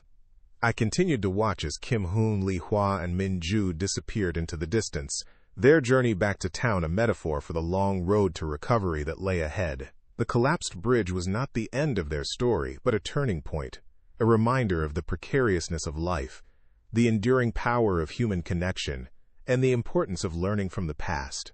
And, perhaps most importantly, a lesson in the wisdom of listening to geomancers, especially when they warn you about unstable bridges. The mountain spirit's words lingered, a quiet echo in the stillness of the evening.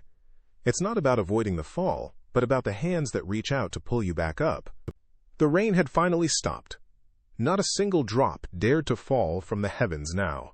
Overhead, the clouds, bruised and heavy just moments ago, began to part, revealing the first tentative glimmer of stars. They pricked the darkening canvas of the sky, tiny diamonds scattered across an endless velvet cloth. The air, thick and humid during the storm, felt fresh and clean, washed and purified by the deluge. A gentle breeze stirred, carrying the scent of damp earth and the faint, sweet fragrance of distant blossoms.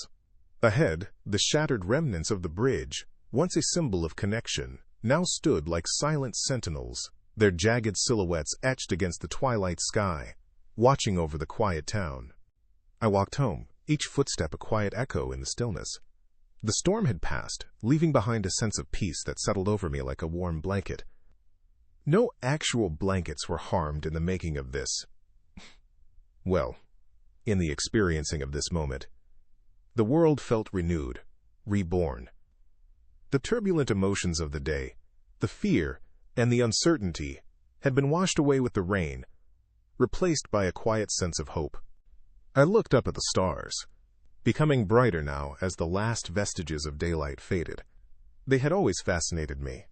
These distant suns, each a fiery heart in the vast expanse of the cosmos. I knew, of course, that Joseon astronomers had been pioneers, making significant advances in their understanding of the heavens. They had meticulously charted the movements of celestial bodies, developing complex calendars and astronomical instruments. They had observed eclipses, tracked comets, and even developed theories about the nature of the universe. Their knowledge was profound, a testament to their dedication and ingenuity. I remembered a story my grandmother used to tell me, a story about how some Joseon citizens believed that certain stars and constellations could influence human destiny. She spoke of the pole star, the steadfast guide in the northern sky, representing the king and the stability of the realm. She spoke of the Big Dipper, its 7 stars each holding a unique significance, governing aspects of life from birth to death. She would point to the constellations, weaving tales of celestial emperors, mythical creatures, and the intricate tapestry of fate woven by the stars.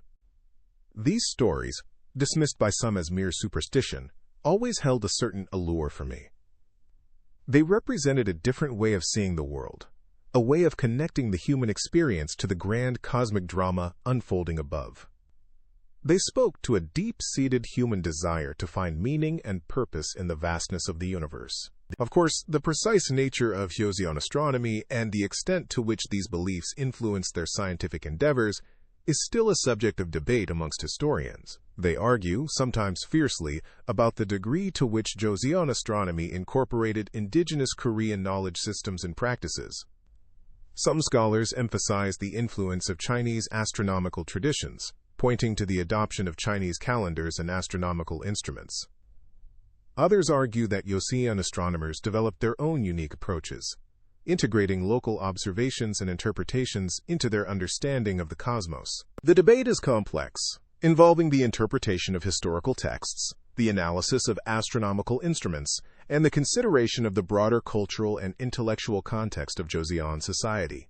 It's a fascinating puzzle, a reminder that history is not a static collection of facts, but a dynamic and evolving interpretation of the past. I continued my walk, my gaze fixed on the stars. I wondered what the Joseon astronomers, those meticulous observers of the heavens, would have made of our modern understanding of the universe. Would they have marveled at our telescopes, capable of peering into the depths of space, revealing galaxies billions of light-years away? Would they have embraced our scientific theories, explaining the formation of stars, the evolution of galaxies, and the very origins of the universe? Or would they have clung to their own interpretations, their own stories woven into the fabric of the night sky? Would they have seen in the stars not just scientific data, but also the echoes of ancient myths, the whispers of destiny, and the enduring connection between humanity and the cosmos? I didn't know the answer, but the question itself filled me with a sense of wonder. The stars above, silent witnesses to the passage of time, held within their light the stories of countless generations, each seeking to understand their place in the vast expanse of the universe. And as I walked, surrounded by the quiet beauty of the night, I felt a profound sense of connection to those who had come before me, to those who had looked up at the same stars and wondered at the mysteries they held. The calmness of the night, the crisp air, the quiet town, all seemed to whisper of a shared human experience, a timeless quest to understand the world around us and our place within it. The shattered bridge, a symbol of disruption and chaos just hours before, now seemed almost peaceful under the starlight, a testament to resilience and the enduring power of hope. Perhaps, just perhaps, the stars held a promise of a brighter future, a future waiting to be written in the clear, starlit sky. The first rays of dawn paint the sky with soft hues of pink and gold. The shadows of the past begin to recede, replaced by the promise of a new day. I think about Kim Hoon, Lee Hwa, and Min Ju, their faces etched in my memory, their stories echoing in my heart. I realize, perhaps, the greatest architectural wonders are not made of wood and stone, but of courage and compassion, of the enduring human spirit that rebuilds even when bridges crumble. Now there's a bridge metaphor you can really take to the bank. The sun climbed higher, chasing away the lingering chill of the night. The air, still crisp with the memory of frost, carried the scent of pine and damp earth. The world felt renewed, washed clean by the silent passage of darkness. And yet, the past clung to the edges of the present, a whisper in the wind, a shadow lurking just around the corner. The stories of Kim Hoon, Lee Hwa, and Min Ju, interwoven with the fabric of this land, continued to resonate within me, a poignant reminder of the resilience and fragility of human existence. Kim Hoon, the stonemason, whose calloused hands had shaped the very foundations of the village, whose weathered face spoke of a life lived under the open sky. He had seen dynasties rise and fall, witnessed the ebb and flow of prosperity and hardship, yet his spirit remained unbroken, a testament to the enduring strength of the common man. He spoke of a time, during the Joseon period, when the rhythms of life were dictated by the seasons, when the land provided sustenance, and when community bonds were as strong as the mortar that held their houses together. Lee Hwa, the potter, whose nimble fingers coaxed beauty from the earth, whose gentle smile belied the hardship she had endured. She had inherited her craft from generations of women, each passing down the knowledge and skills that had sustained their families through turbulent times. She spoke of the Joseon period's vibrant artistic traditions, of the intricate patterns woven into silk brocades, of the delicate brushstrokes that brought life to painted screens, and of the simple elegance of the celadon pottery that graced the tables of both commoners and royalty. Min Ju, the scholar, whose keen mind sought knowledge in the ancient texts, whose quiet wisdom illuminated the path forward. He had dedicated his life to understanding the complexities of history, to unraveling the threads of cause and effect that shaped the destiny of nations. He spoke of the Joseon period's intellectual ferment, of the Confucian ideals that underpinned social order, of the burgeoning interest in scientific inquiry, and of the debates that raged among scholars about the nature of governance and the role of the ruler. The Joseon period, a span of over 5 centuries, witnessed significant social and cultural change. It was an era of innovation and tradition, of conflict and consolidation, of artistic flourishing and philosophical introspection. The dynasty, founded by Yi Seong-gi in 1388, ushered in a period of relative stability and prosperity, leaving an indelible mark on the Korean peninsula. From the establishment of Hangul, the Korean alphabet, to the development of distinctive artistic styles, the Joseon period shaped the cultural identity of Korea in profound ways. One of the lesser-known facets of the Joseon era was the effort by some rulers to improve the lives of commoners. Some Joseon rulers implemented policies designed to alleviate poverty, promote education, and ensure a more equitable distribution of resources. While the success of these policies varied, they reflect a concern for the welfare of the common people, a recognition that the strength of a nation lay not only in the power of its rulers, but also in the well-being of its citizens. These policies, ranging from land reforms to the establishment of public granaries, aimed to create a more just and harmonious society. However, despite these efforts, economic inequality remained a persistent challenge throughout the Joseon dynasty. Historians still debate the extent to which economic inequality influenced social stability during the Joseon dynasty. Some argue that the widening gap between the wealthy elite and the impoverished masses fueled social unrest and contributed to the eventual decline of the dynasty. Others maintain that the Confucian emphasis on social harmony and the hierarchical structure of society mitigated the destabilizing effects of economic disparity. This ongoing debate highlights the complexity of the historical record and the challenges of interpreting the past. The interplay of economic factors, social structures, and political dynamics shaped the trajectory of the Joseon dynasty, leaving a rich and nuanced legacy for historians to unravel. The sun, now high in the sky, bathed the landscape in a warm, golden light. The shadows had retreated, but the echoes of the past remained, whispering tales of resilience, hardship, and the enduring human capacity for hope. The stories of Kim Hoon, Lee Hwa, and Min Ju, intertwined with the broader narrative of the Joseon period, reminded me that history is not merely a collection of dates and events, but a tapestry woven from the lives of ordinary people. Their struggles, their triumphs, their hopes, and their dreams form the very foundation of our understanding of the past. And in understanding the past, we gain a deeper appreciation for the present and a clearer vision for the